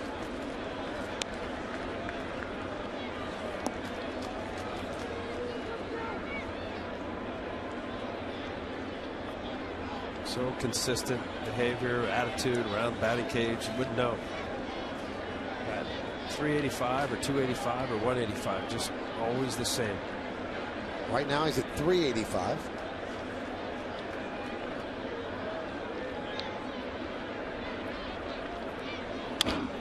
Tap slowly towards second. Rhymes is there, and he gets Jeter for the final out of the 4th. No runs a hit, no errors, 1 man left. We go to the 5th inning. Sean Rodriguez, B.J. Upton, and Keppinger coming up.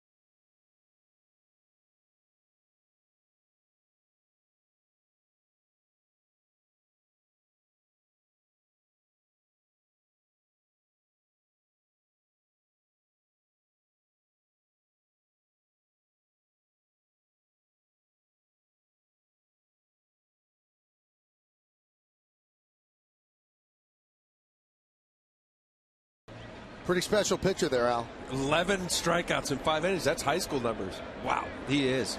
Stay healthy. One fortunate early injury in his career. We go to the top of the 5th. Sean Rodriguez takes low.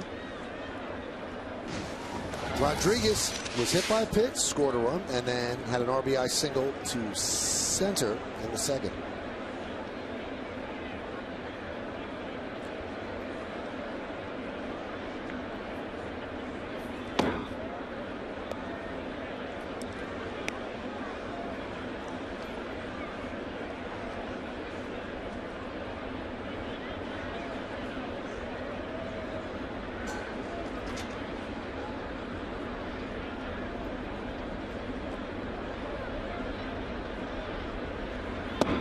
It's going to be a very tough call for the Nationals, Al, because they're a good team. They're contending. And they say he's going to stop at 160 innings. What happens in August if they're in first place. How about September? How about the end? How about if they make the playoffs? All of that, but you know, Mike Rizzo, the general manager of the Nationals, he's staying by it, and I know, you know, Pitts count. You want to protect young arms. There's no question about it. I get it. Unless, Michael, there's a way, and of course there's a way. You can skip a start here or there. You know, the assumption is big that you're trying to preserve so that he'll have his 35, 40 innings still left in September. Can you imagine that? That one is chopped to short. Jeter fields. One away. Hey, since 2009, Turkey Hill has been the official ice cream of the Yankees. Yankee-inspired flavors include Bronx Bombers Sundae, premium chocolate ice cream with chocolate cookie swirl and chocolate-covered crunchies, and Pinstripe Brownie Blast, premium vanilla ice cream with brownie batter swirl and brownie pieces. Al, take a breath. I will. So all of these crevices here, if you want to, like, let me illustrate, those are Al lighters. Wait, time out. No. Where's Paul O'Neill? Paul O'Neill, that's done already. It would be done. No. Good stuff. Turkey Hill, good ice cream. It is so good. Want to take the rest of the inning off? I told you, the Husky department. Grounded to Jeter, and B.J. Upton is out for the second out.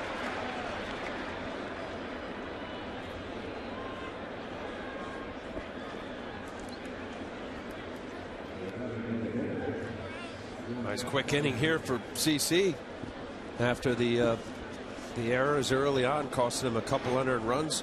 Settled down nicely. 49 strikes, 25 balls, about 2-1. Great ratio. Down in the zone, changing speeds.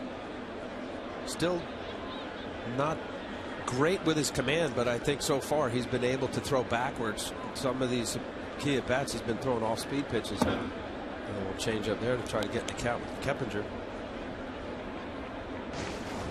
Keppinger lifetime pretty good against CC. 474 batting average, and they have no strikeouts. Tough at bat. That one hurt. Count 1-1.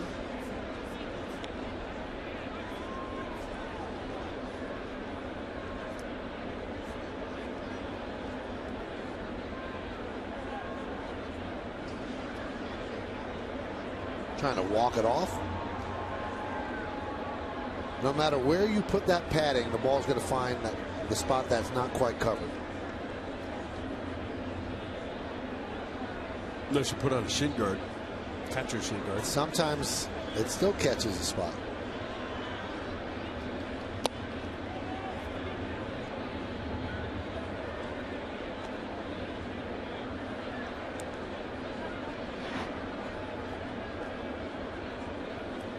Those are the pitches by inning. Trying to get by with a nice economical fifth inning.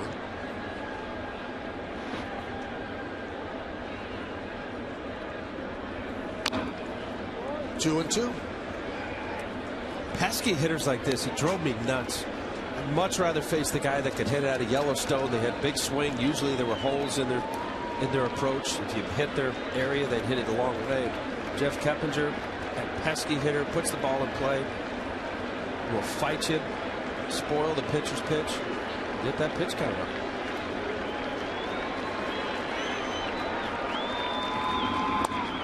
Strike three. Keppinger down looking.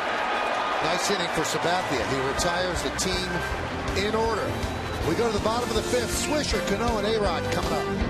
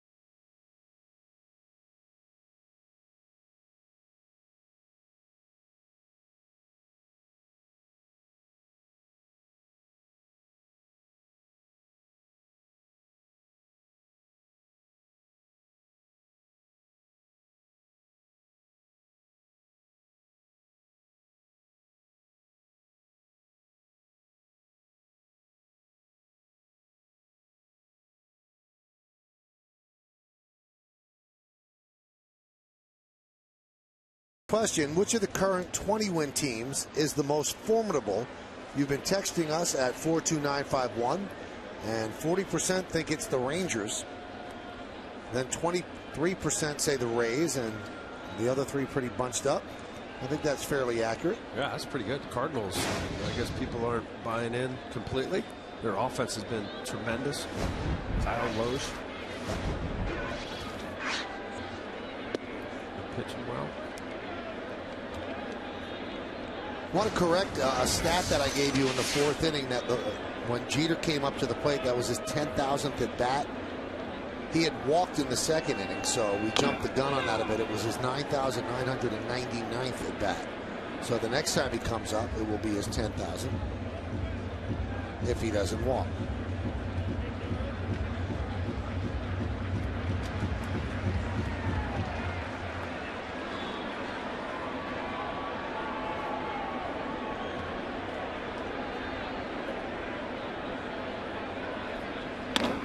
That one is looped into right center. It's going to be base hit. So Swisher with a leadoff single here in the fifth.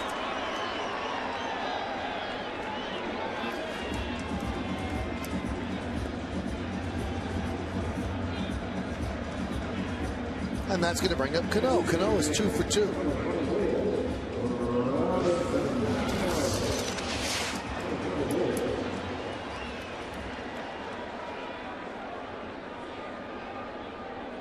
Robinson catching up to some good fastballs from David Price. Looks like he's getting locked in, feeling good.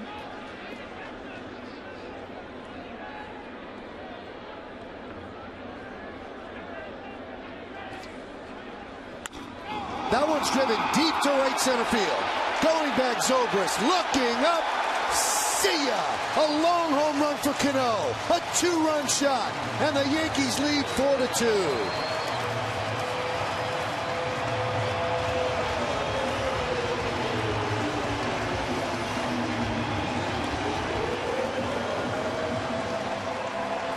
After 2 good at bats, you could just see it with a hitter as to how comfortable they are. Ripped a 97-mile-an-hour fastball up the middle past David Price. Now what does David do? Pulls a string a little bit. That is a slider cutter, thinking that he's going to get him out in front. No, he did not. Robinson Cano's 3rd home run of the year, 11th RBI. And a Coors Light cold hard blast into the cold hard night, into the bleachers. And a 4-2 Yankee lead as A-Rod takes the strike, and Cano's smiling a lot more than he has been recently with a 3-hit night so far. Slow start to his season, but you know with his swing and his ability, his numbers will be where they usually are at the end of the year, which means he's in for a real hot streak. You know, I was talking to Kevin Long before the game during batting practice, and just, you know, as I usually do, ask about some of the guys and see if Kevin got something he was working on. He said, no, you know, Robbie's got a great swing. It's just a timing issue. You know, like most good major league hitters, as the Yankees have plenty of them, it's just a matter of getting comfortable and catching it. And those first 2 at bats, Michael, leading up to that home run, you could just see he was locked in. I mean, it's not easy. A good pitcher, great pitcher like David Price. So he's allowed 2 home runs to a lefty tonight. He had allowed 1 to a lefty in his previous 16 starts.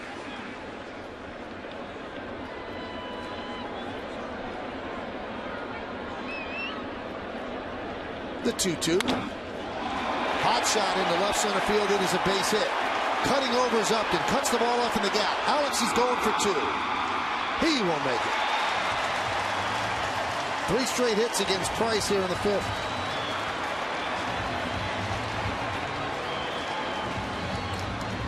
Well, they're seeing David Price well. I thought in Alex's previous at bat, he fought to be a bat to a 7-pitch at bat and lined out to third base. And now here this rip to left center field. B.J. Upton cutting it off. Alex realizing he better bust it, make sure that he gets in safely.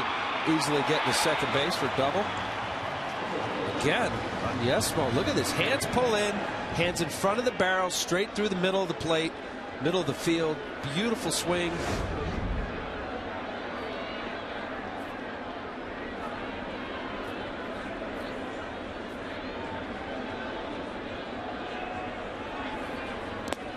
Pitch is low to Teixeira.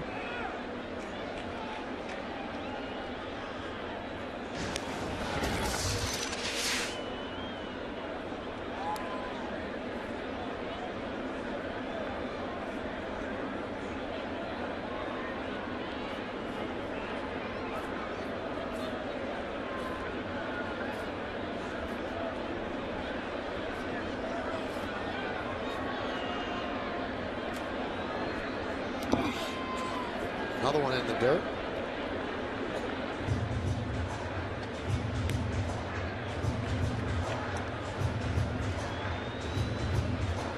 Middle of the lineup production. The Yankees 4-hitter, especially with RBI and home run power tonight. 2, 3, 4 hitters in the lineup. 6 for 9 with the 2 RBIs. We just saw the home run from Robinson.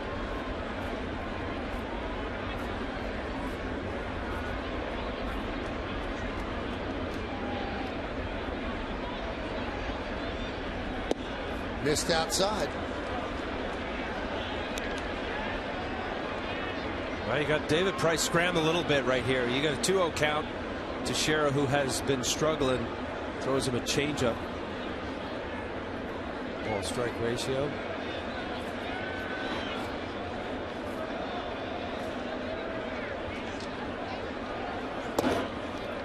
And he walked him on 4 pitches.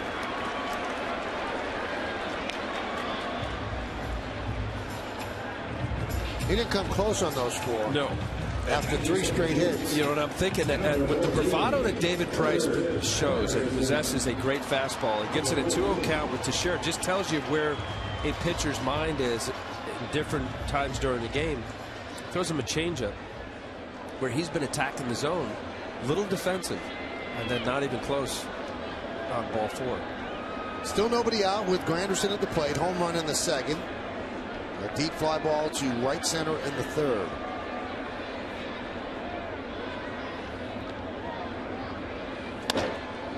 See, they turn 2. There's 1 on the first. It's a double play. 4-6-3 as Alex moves to third base. Hitting the road, take the Yankees with you this season. Subscribe to MLB.tv today to see every Yankees out-of-market game live online and on your favorite devices in HD quality. Visit Yankees.com to order and get more details. MLB.tv, baseball everywhere. And that'll bring up Andrew Jones. He is grounded out to the third baseman twice.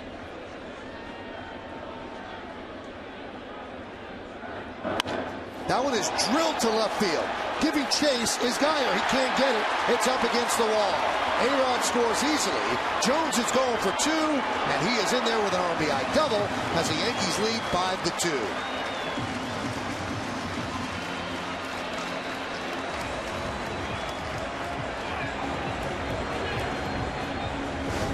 Andrew Jones jumping on a first pitch. That was a slider that you saw there, middle of the plate. Gets out in front of it.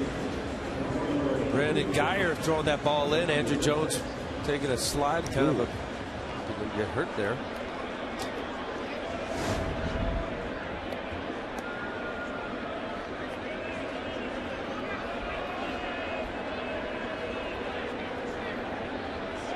Here's Eduardo Nunez as the Yankees are now up by 3.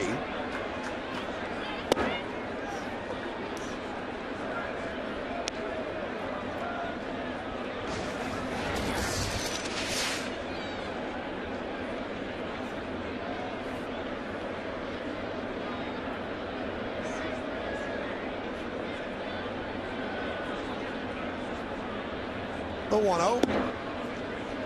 2-0.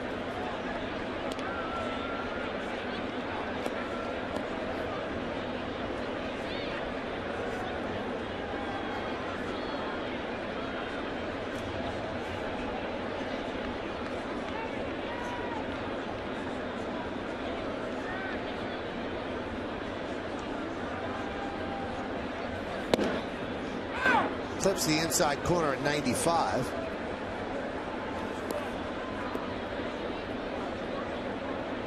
Two-2 game.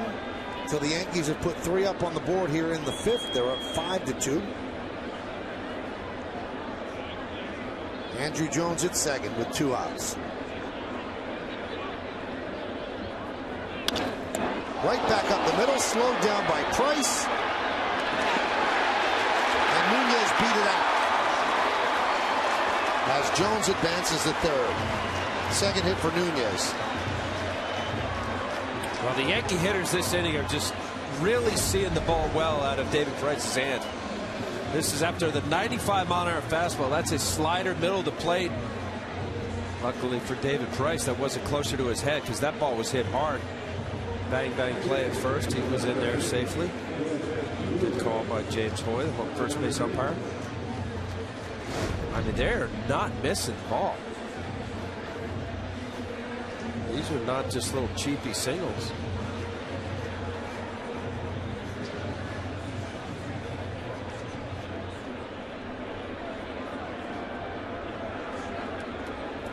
That'll bring up Chris Stewart. Stewart an RBI single, and he struck out looking.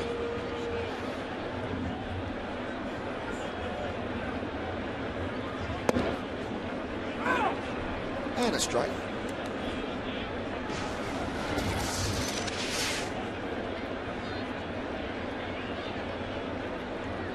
Sabathia will take as long as he needs on the bench, as long as they keep scoring him runs. You got that right. Let's sit there for a half hour if you keep getting runs. Bunting with 2 outs, and he bunts it foul. So Rodriguez back. Tough to bunt off of David Price. And high velocity guys, it's tough to deaden the baseball, even though Sean Rodriguez is playing back at third base. Not a bad idea. You got a tough pitcher up. Maybe you could sneak a hit, but you got to softly lay it down and make sure it's away from the pitcher.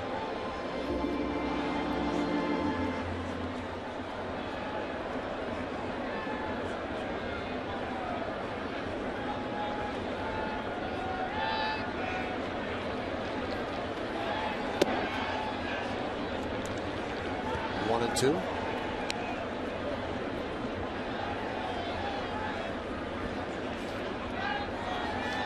One of those grinded out innings for David Price. Everything you're throwing up, fastballs, off speed, the Yankees are squaring it.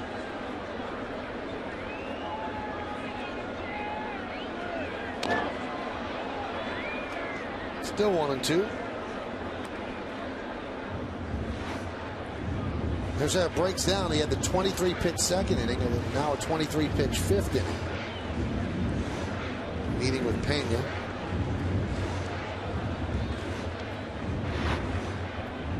Nunez going on the last pitch. 2 stolen bases already. He's got a great jump from first base. So David Price tries to throw over here.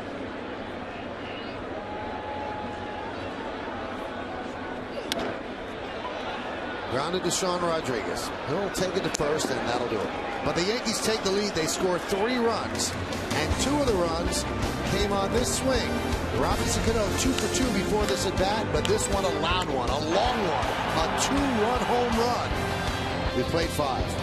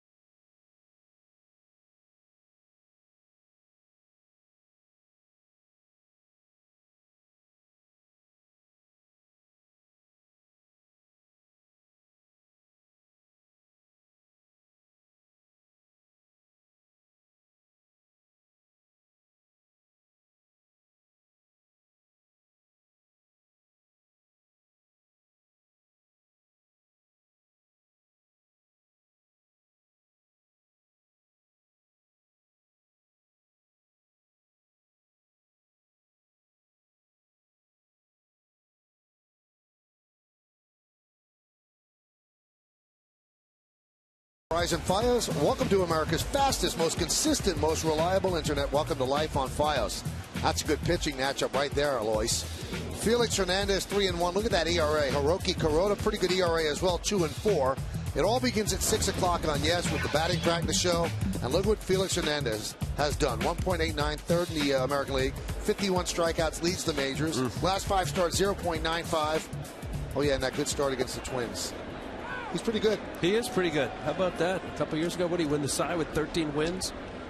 Dominated in every category. Seattle, they're still, yeah, they're falling off a little bit. 3 games under 500, but they had a nice start. A lot of upside down standings around baseball. Talked about the Orioles. Yankees trying to climb up in the standings, and Cano's 2-run home run off Price might help along those lines. Jason Nix takes over at third base, so they're tight neck to the D, taking over for Eduardo Nunez.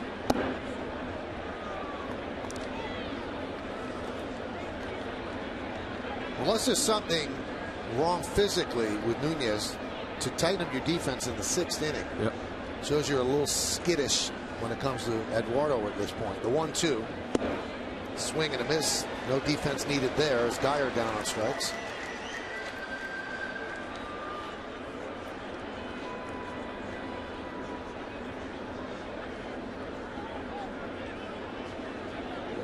Yeah, there's no doubt about it. Yankees take the 3-run lead, and 6th inning isn't really that late in the game for sole defensive purposes.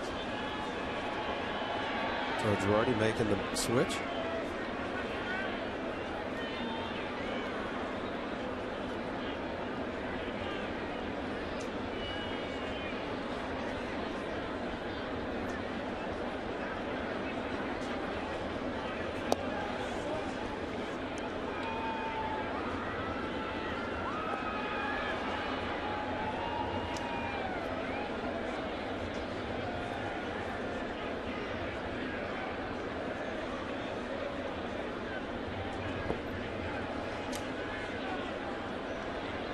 The 1-0.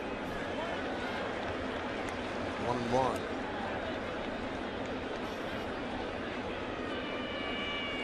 The way CC pitches now, he doesn't have to throw 96, 97 like he used to. He's such a smart pitcher, especially against a left-handed batter. If he's going to get that pitch anywhere near the outside corner, how do you hit him? And behind in the count. Yeah. You're right, Michael. He's been doing more of this the last couple of years.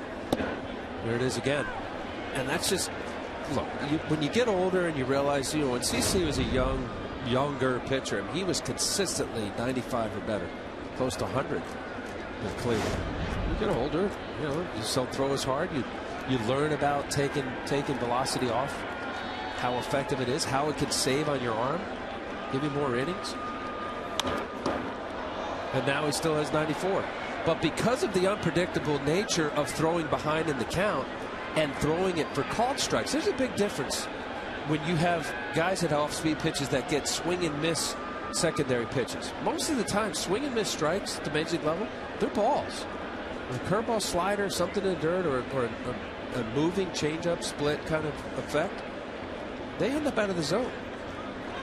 But when you have a pitch like CC's shown and he's able to command it, and tonight I think the last few innings he's been more comfortable with especially a secondary pitch, but he hasn't been great with his command, hitting the glove in corners, but he's been able to change speeds effectively. And that's the chase pitch there. And it takes a while, Michael. I remember Rick Rhoden when I first got to the big leagues, and even to a lesser extent Candelaria, and I was trying to throw every pitch harder than the last one. And Rhoden really he just was always on me. Remember, you could take off.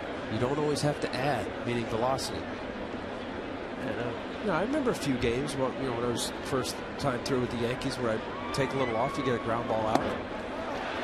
There's a strikeout. He has struck out 3 in a row. Speaking of strikeouts, let's go to the K by K, brought to you by Mazda. How appropriate, Michael.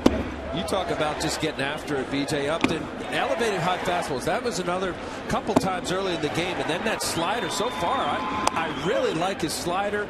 He's had the combination of a good fastball, not great fastball, moving fastball away, and then he just pounded the slider down the way to Carlos Pena. Making some pitches. And he's such a winner. Good pitcher.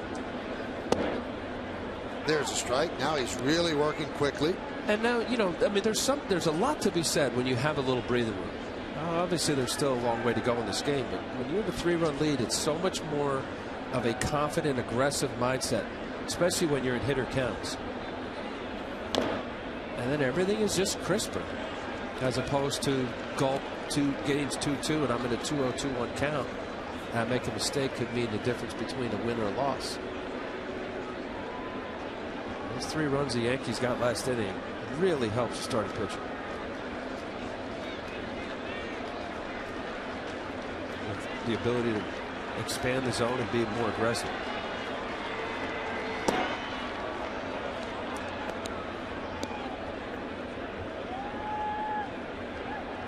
At the stadium, this one 28-7. That's an .800 winning percentage, highest for any current major league pitcher at his home ballpark. Home cooking.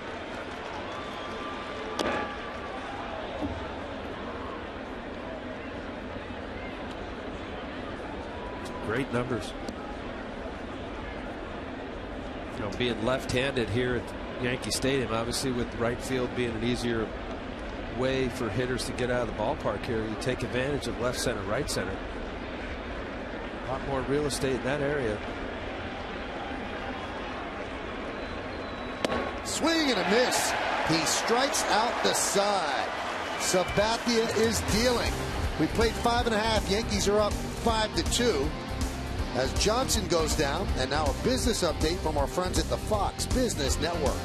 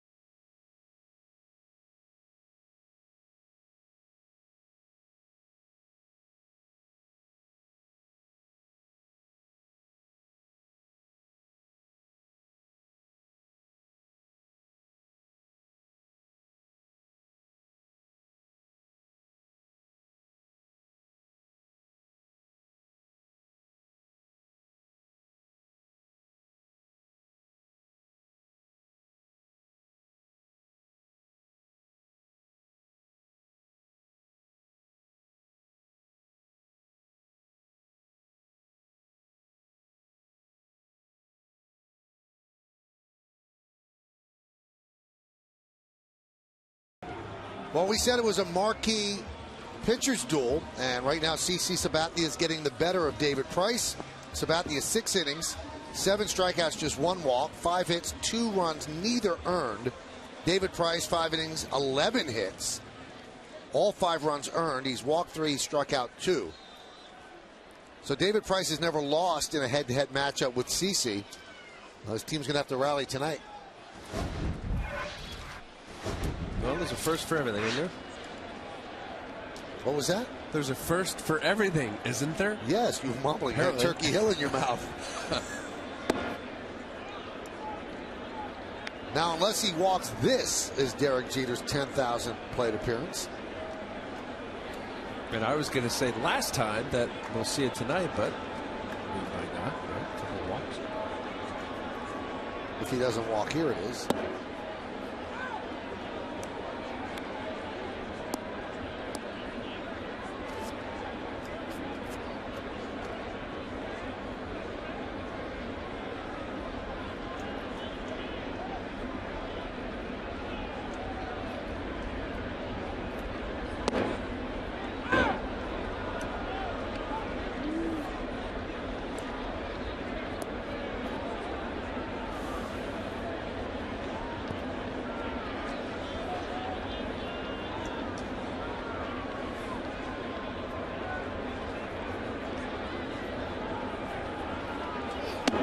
Pitches inside, 2-2.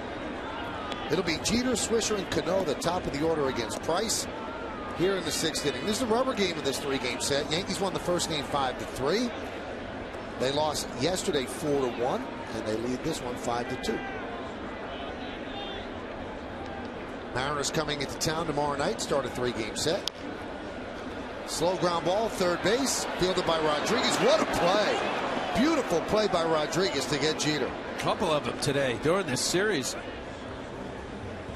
Bare hand, that's the only way he's going to get Derek there. He cannot catch, I don't believe he can catch it and then transfer it to his throwing hand. Derek runs fast enough.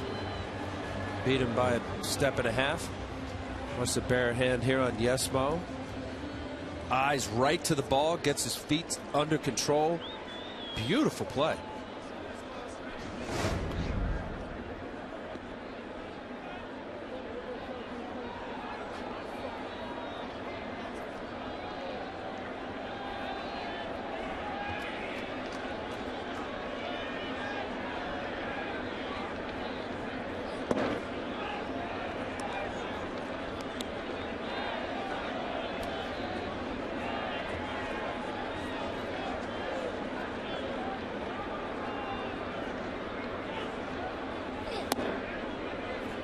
A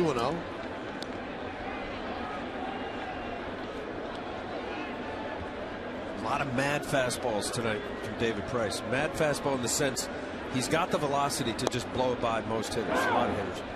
Ooh, look at take a little off there. 2-0 changeup. The respect for Nick Swisher, who's been swinging the bat well.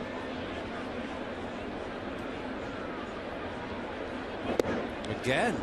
Nice pitch. Can hear him grunt from up here, and when you have the velocity that David Price has, yes, he wants to hit his spot, but in the end it's about being aggressive and throwing your best fastball. When you miss, he's missing 95, 96, but then he backs it up with 2 straight changeups. Awfully tough to hit. Hey, come back with a fastball in. Well, backdoor slider. 2-2. How aggravating is it for a pitcher? You're dealing, and then you have that one bad inning where you just fall out of sync, and that's what happened to him in the 5th. That's what, you know, and it cost you a game.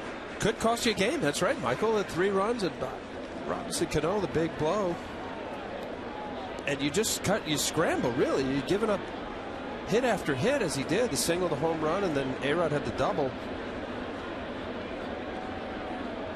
Becomes a hope inning. See there, that's just looking in, seeing your catcher, Chris Jimenez, and saying, okay, this is going to be fastball, inner third or off the plate. I'm going to throw it as hard as I can. Now, he threw the 2 back-to-back changeups in a 2-0 fastball count. Let's see if he comes back with a changeup. Backdoor slider. Grounded to short. Elliott Johnson makes the play. 2 down. That's going to bring up the red-hot Cano. He is 3 for 3 tonight. Single to center, and then a 2-run home run into the bleachers in right center. You know, Michael, to answer your question, it happens to every pitcher. Very seldom do you get opportunities to pitch, shutouts or just have it go so smoothly. But when you're facing a guy, and as we talked at the Open, and a guy in the case with David Price, with CC Sabathia, you're facing, you know that you're limited to the amount of runs you can give up. And it could be, as you said, the difference between winning and losing ball game, just having a bad inning. Whereas in most matchups, 5 runs is a pretty good amount. And you have the faith that your offense can come back and score again.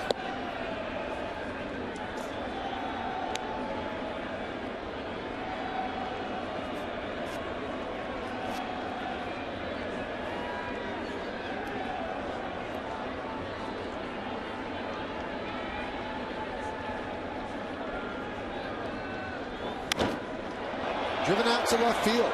Geyer back. He has room. And he'll make the play for the final out of a 1-2-3 inning. Nice bounce back for David Price. And the way CeCe's pitching, he better bounce back. The Yankee lefty, the Yankee ace has been dealing. Everything's working to the point. He goes to the 7th with a 5-2 lead.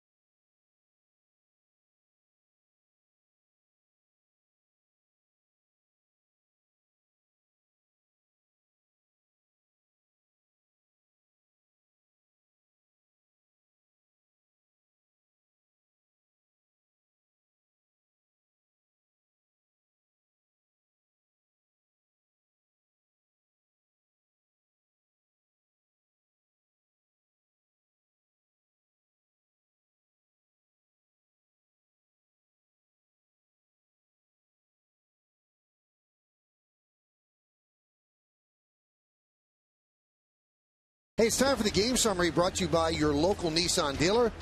5 runs on 11 hits to the Yankees, 2 runs on 5 hits for Tampa Bay. Cano is 3 for 4. He has a 2-run home run. Granderson a solo home run, and Sabathia over 6 innings has not allowed an earned run. Walked 1 and struck out 7. As we move to the 7th, he has struck out the last 4 Rays in a row. Chris Jimenez takes outside 1-0. Cadillac scoreboard 5-2. Yankees up. That's the number on CeCe's bat. 5-2. The 1-0. Looped into right field. Coming on Swisher. He's got to play it on a bounce. So a base hit for Jimenez, and that snaps a streak of 8 straight batters retired.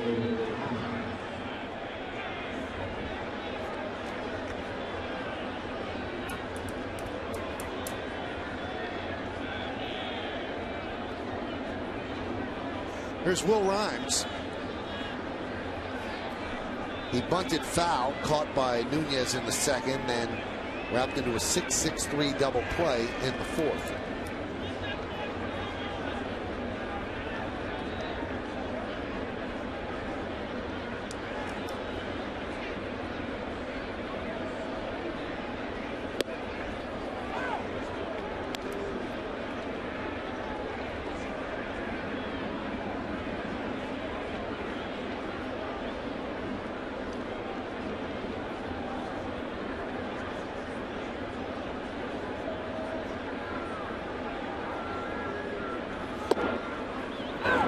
Count 0-2.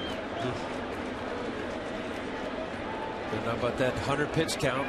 Still pitching. Bottom of the order. Will Rhymes starts him off at off-speed breaking ball. They're just perfect fastball down the way.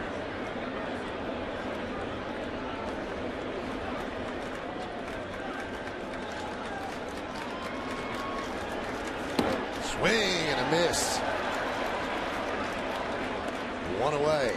This copyrighted telecast is presented by authority of the New York Yankees and may not be reproduced or retransmitted in any form, and the accounts and descriptions of this game may not be disseminated without the express written consent of the New York Yankees. Nice shot of the trains. I think those are headed toward Manhattan.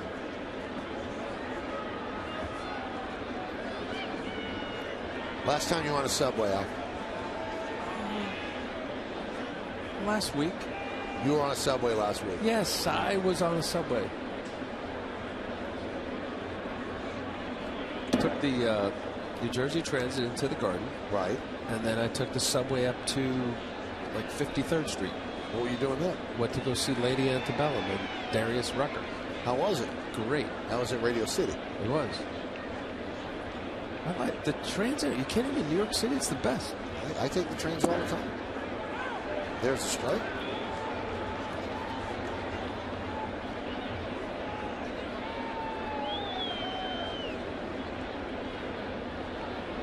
Go backstage and talk to Lady Hootie and the Blowfish? Lady, no. I would like to.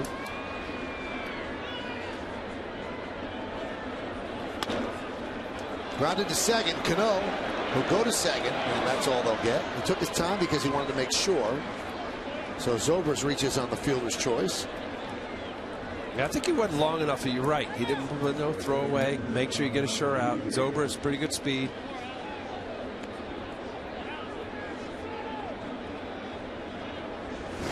Watch here. Take his time.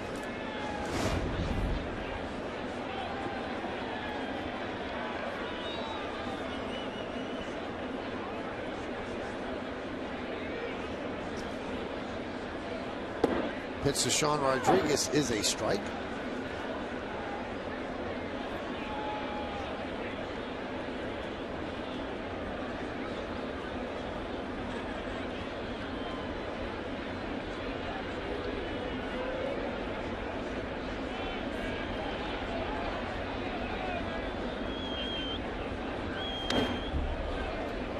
Oh, and 2.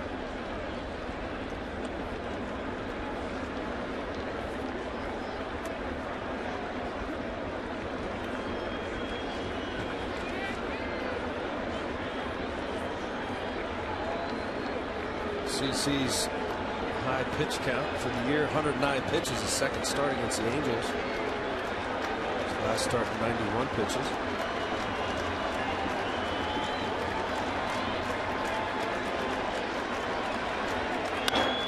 Ground ball up the middle, and Jeter can't make the play. As the ball goes up the middle for a base hit, so runners on first and second with 2 outs, and that'll bring up the number 3 batter in the order, B.J. Upton.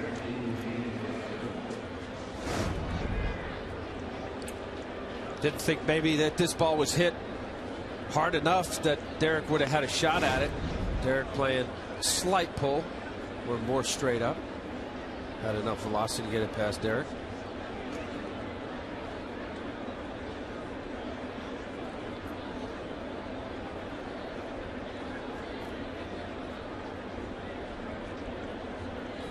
Upton is 0 for 3, struck out twice, first in the second inning, then grounded out to short in the 5th.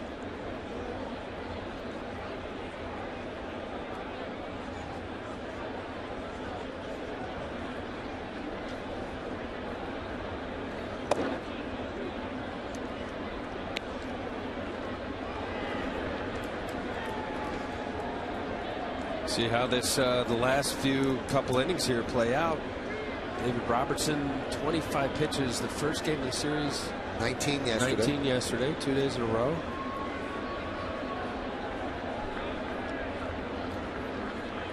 The 1-0 to Upton. Found the way, 1-1. Soriano as well, 2 days in a row. We're a lot different without Mariano Rivera down there. Decisions become a little more difficult for Joe Girardi.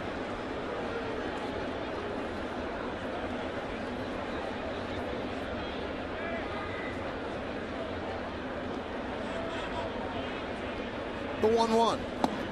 Good pitch. 1-2. He's got such command of 3 pitches, really, that you can't sit on anything. No, but that pitch there, his slider, he's changed speeds on it, and as a result, different depth. That has been his best pitch tonight. And he's also got a very effective changeup and then the fastball that you know about. Crowd looking for a strikeout.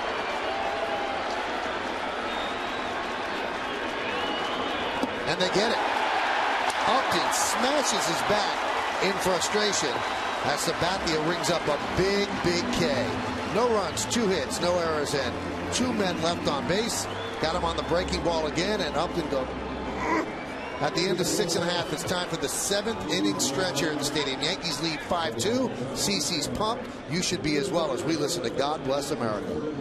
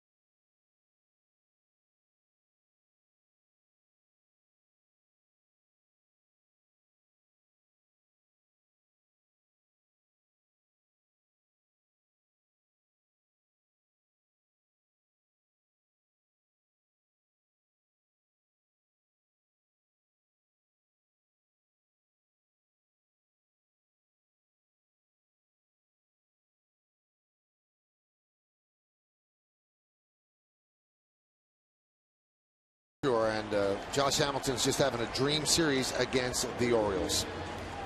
Well, we go to the bottom of the 7th inning, and David Price still on the mound. And on the Cadillac scoreboard, 5-2 Yankees lead. And Alex Rodriguez will lead off against David Price. On the big scoreboard, they just showed Steve Weatherford, Super Bowl champion punter for the New York Giants. Got a big hand from the crowd.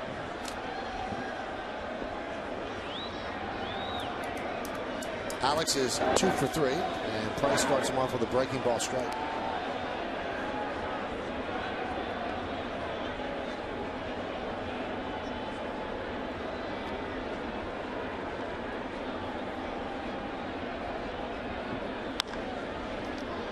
Grounded foul.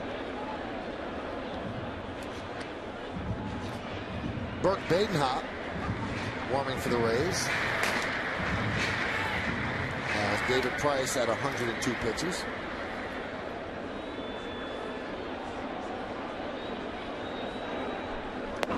Strike 3. Alex down looking. Another update from our good buddy Bob Lorenz back in the studio. Bob.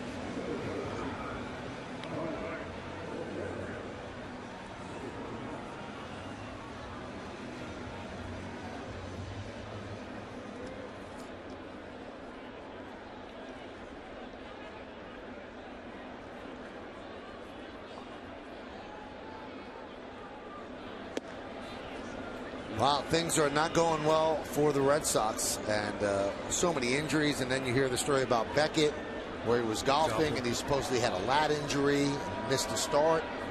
So these are things that the fans hear for sure. That one is driven to center field off the bat of Teixeira for the second out. Well, you know what? Everything gets amplified when you're 12 and 18 at last place.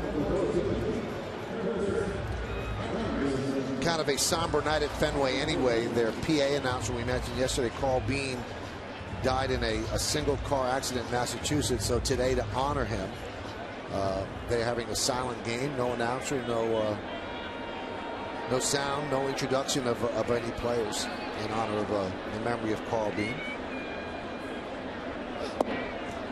And there's a strike.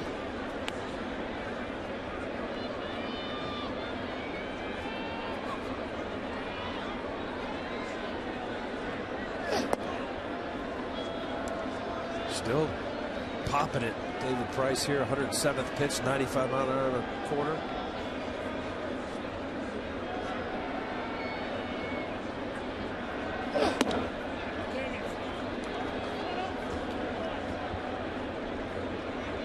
Remember when Nolan used to grunt in your fastball? You could hear it up in the press box. You can hear this now. Kind of. I mean, I have the headsets on. It's coming through the crowd mic, but you think you could hear it without it? I say, take your headset off, Al, and listen. Did you hear it then? Did he grunt? Yeah, he did grunt. No, I didn't hear it. Yeah, I heard it with my headset on, so it's a crowd mic. We have an unbelievable crowd mic.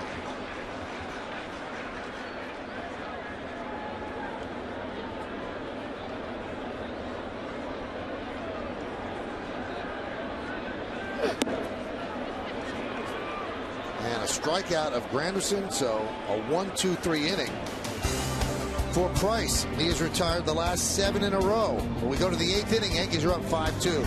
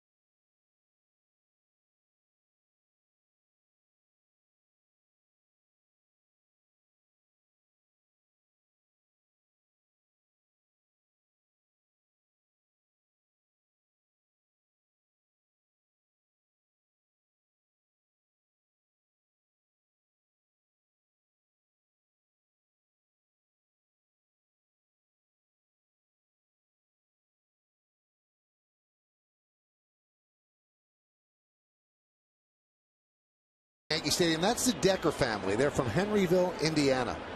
Those are the two children that brought out the lineup card for the Yankees, and that's Mom Stephanie Decker.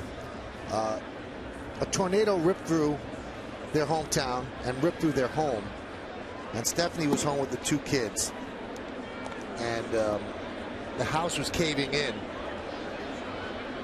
And as it was caving in, she knew the only way to save her children was to throw her body on them to protect them. And part of the house came down on her legs, and she had to lose her legs.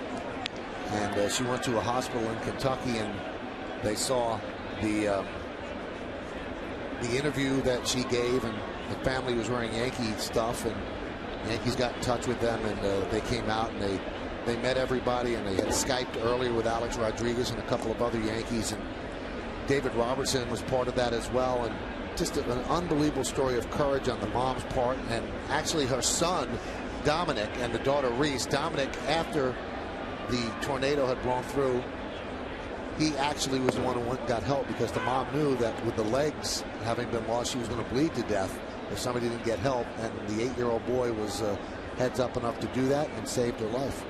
Very touching, and they had a nice tribute on the big screen in the outfield here. Grounded to third, backhanded by Nix. A long throw, and Keppinger is retired. I thought about that with the nice ceremony, and David Robertson came out as representative of the Yankees, and I just thought, man, life in perspective, huh? Yep. We were talking about David Robertson last night blowing the game, and of course it matters a lot, but when you see what that woman went through, and the husband, and the tribute, him crying, it's very touching. And David has done such great work for hurricane victims in his home state of Alabama.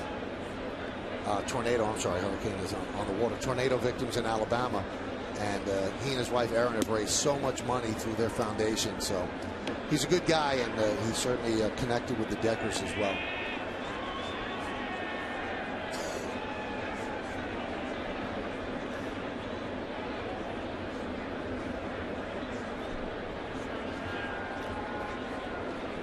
The 1-0 to Geyer. Nice play by Nix. 2 away.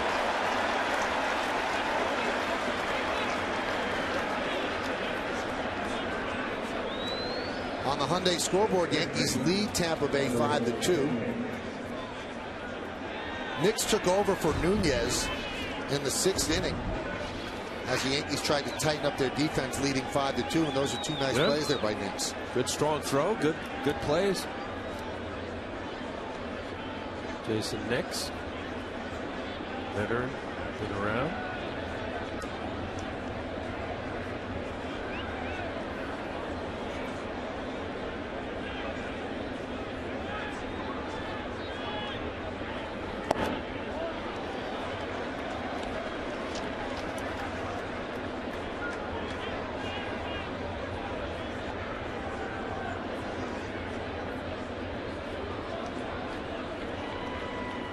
David Price has pitched well. He had that one rocky inning in the 5th, and so far CeCe's making that hold up. CeCe at 117 pitches. And the 0-1. 0-2.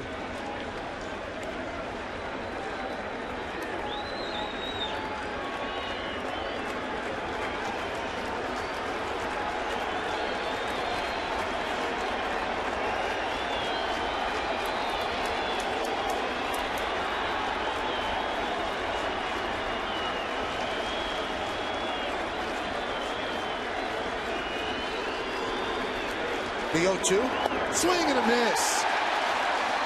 CC Sabathia, a 10-pitch inning. He is really dealing, having a great game as the Yankees are leading 5-2 as we head to the bottom of the 8th and the bottom of the order.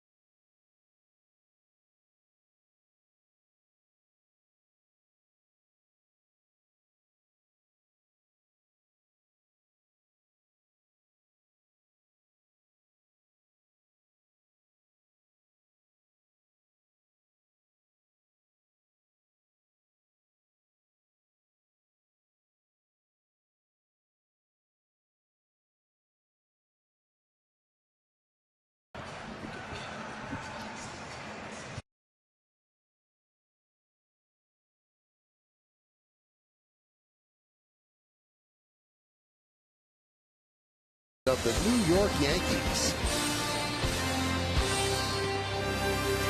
Well, CC Sabathia has given the Yankees 8 strong innings, and we'll see what the Yankees do in the 9th.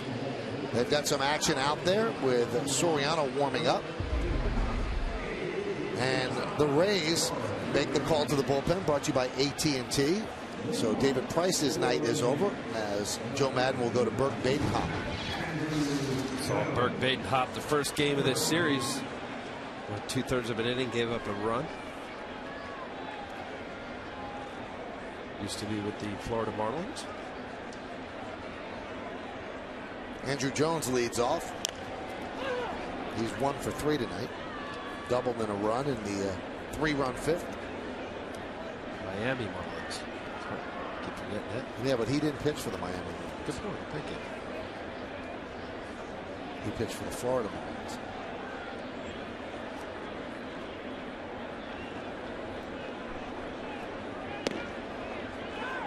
Count 0-2.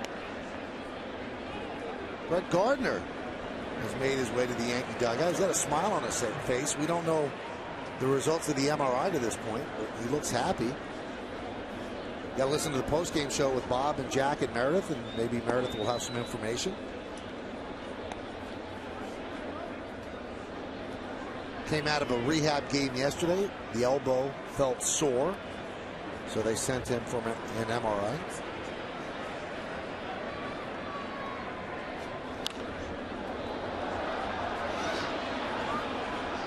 Hyundai scoreboard, 5-2 Yankees lead.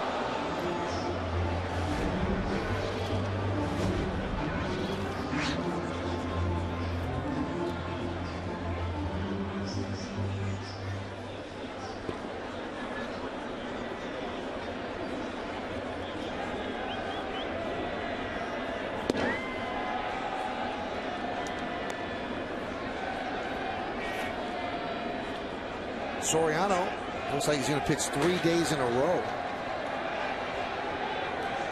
And he will try to close this game.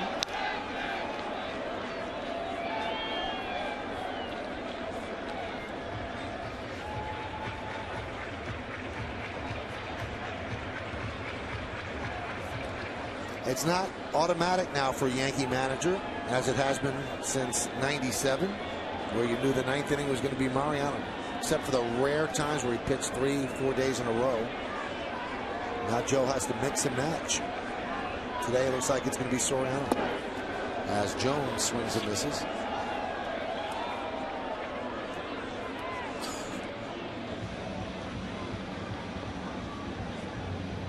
It's going to be interesting if Soriano comes in. It looks like he will, since they're warming him up. He has not thrown on 3 consecutive days in the regular season since September 13th through the 15th in 2010. Wow. And that was when he was with the Rays, and he was the closer then. Well, you said it, Michael. It's a whole different time for the Yankees, and actually the pitch to Nix is a strike.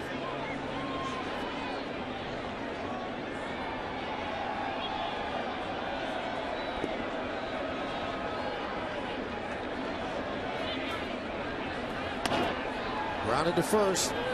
Pena will beat Nix to the bag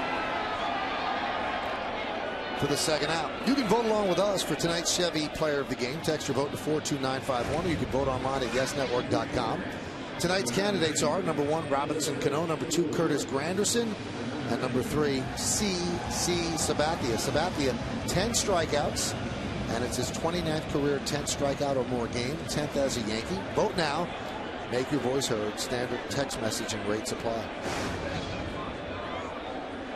Here's Chris Stewart, who's caught a good game. And there's a strike. Last year, Sabathia worked pretty exclusively with Francisco Cervelli. And it's been 5 starts in a row for Stewart. The opener, it was Russell Martin behind the plate. But Stewart and Sabathia seem like they have a good thing going. it's been a lot of great pitchers in this game that has had a catcher that they feel more comfortable with for whatever reason. Off the body of Sean Rodriguez. And Chris Stewart beats out the throw by Elliott Johnson. Michael, I think of all the years facing the Braves, Greg Maddux always would have the backup catcher. And pitching against them, Javi Lopez was a tough out. I like matching up with Maddux. Not that he was going to throw up some goose eggs, but Javi Lopez was tough to get out. See a tough hop here. Just eats him up on the heel of the glove. Maybe Maddux felt that he was a pretty good hitter, so he picked up some of the slack. He was not. He was bad hitter? Oh, yeah. Really? Worse than Glad. Tommy was the best hitter over there. He's probably the best. Well, no, Smoltz was a good golfer. Smoltz was pretty good. Yeah. No, Maddux was not a good hitter. So then you had two landing spots then. Yeah.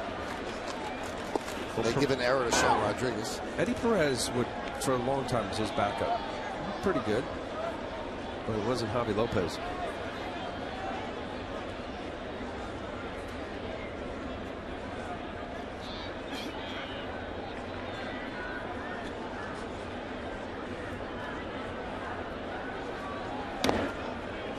Jeter fouls him back.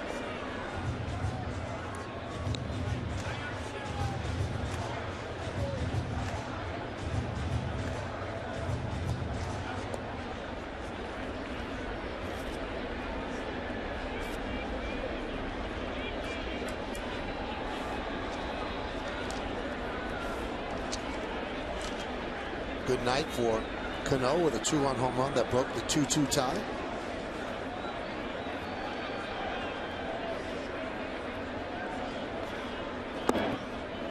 One of the great personal catcher-pitcher relationships with Steve Carlton and Tim McCarver. The old joke was that they were going to be buried 6 feet 6 inches away from each other.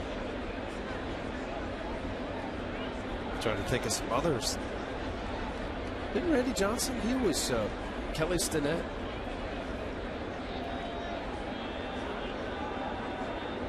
I don't know what he had Kelly Stinnett in Arizona. Now, would you rather have a great catcher that can get you through and can't hit a lick, or a guy who's going to hit 2 3-run home runs for you and just awful back there? Like Piazza? Well, I didn't say he was awful. I mean, no, but I would take Piazza. I would take the offense. I called my own game unless they actually couldn't catch the baseball. Right. How about throwing? You know what? That it would get a little frustrating, especially for the teams that had some speed, because now your medium runners, your 15 to 20 stolen base guy, you know, they were also running. Right. You can't negate the 30, 40 stolen base guy. They're going to steal most of the time anyway. They're not a good arm. But that guy, that occasional stolen base, 15 bags.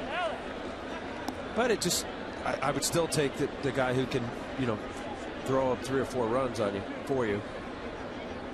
Then Piazza, I think, got a bad rap because I actually liked throwing to him, and I thought he was pretty good. Handled behind the plate, knew the strengths and weakness of the pitcher.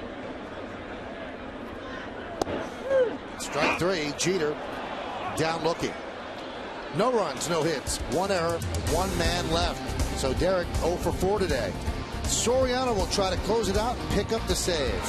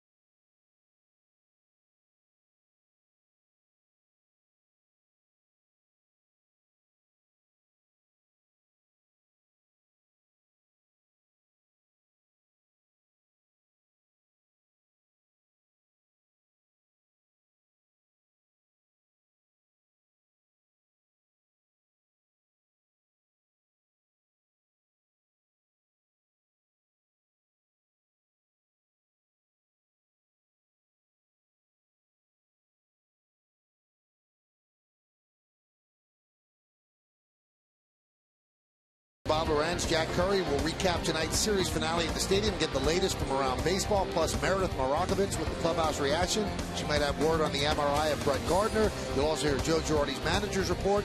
It's the WB Mason postgame. It's only on Yes. Yankees tightening up the defense in the outfield. They bring in Dwayne Wise to replace Andrew Jones. And the new pitcher is Rafael Soriano, and he will try to pick up his first Yankee save of 2012. Somewhat fitting, do you think, Michael? Team that he was closer for a couple years ago. Led the American League. Here he is getting his potential first save this year against the Rays. And Elliott Johnson leads off and takes a strike. So this is Soriano working his third straight day, all 3 games of this series. So they elect not to go with Robertson 3 straight days, who threw 25 pitches 2 days ago, 19 in yesterday's game. And that's one of the questions you have to have about Robertson, because he does strike out so many. Boone Logan is warming up, and he walks people. He's going to throw a lot of pitches, and the more pitches you throw per outing, the fewer days in a row you're going to be able to work.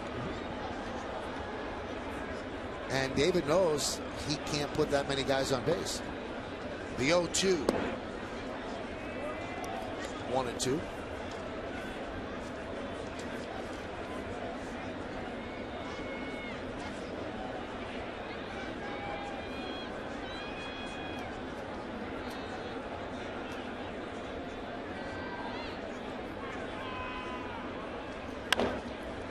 Chopped slowly to short. Jeter fields, and not in time. A nice scoop by Teixeira, but I think Jeter double clutched. It's going to be scored a base hit, but once he reached twice, you lost Elliott Johnson.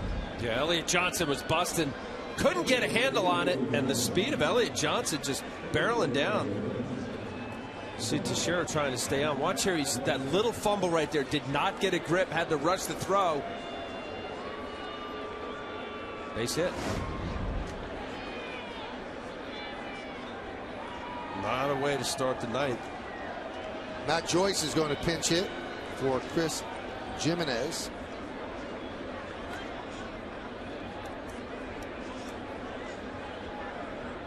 Yankees lead 5-2, trying to win this series 2-1. Soriano trying to win it for CeCe. Runner goes, pitches low, 1-0. So a stolen base for Johnson. Last night, Joyce got the big blow. Yeah, he did, Michael. This was the home run. He fell down. He rolled his ankle. Looked really bad out of the box.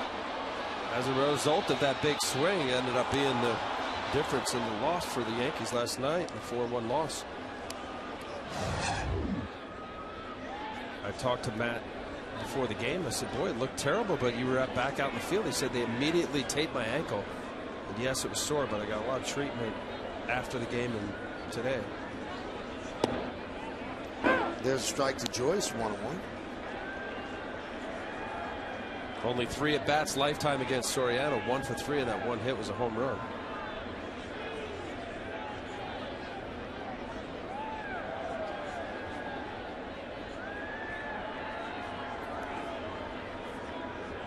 One pitch. Grounded to Jeter. He takes the out at first as Johnson advances the third.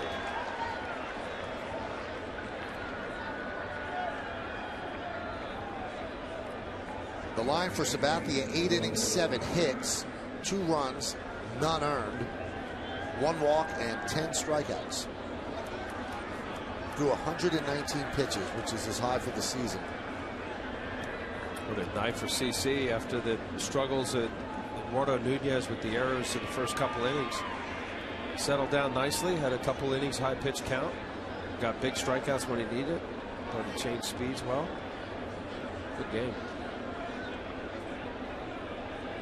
Looking to go 5-0 if Soriano can hold this down. The count 0-1 now to Will Rhymes.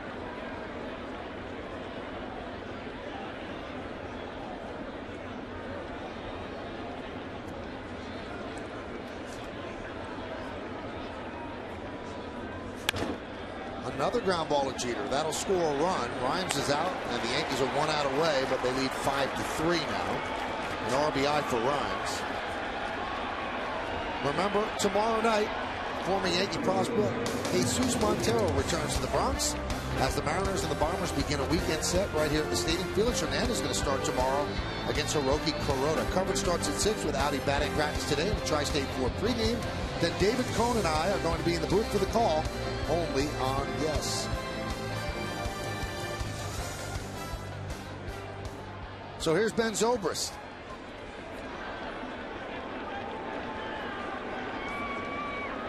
And a strike on the outside corner.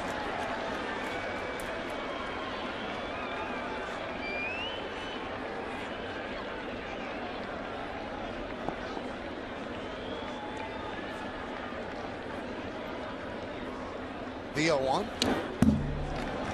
And the Rays down to their final strike.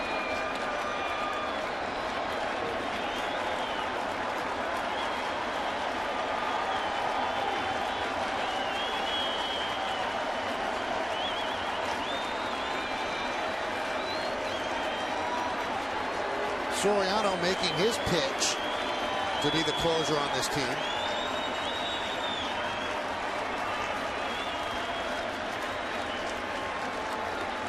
And the 0-2. Driven out into deep center field, but drifting back is Granderson. He's there, and the Yankees win the game 5-3. So Zobrist gave it a ride, but Soriano gets the final 3 outs to win this one in the 9th inning. 1 run, 1 hit, no errors, and nobody left on base. Joe Girardi's team takes 2 out of 3 from the first place Tampa Bay Rays.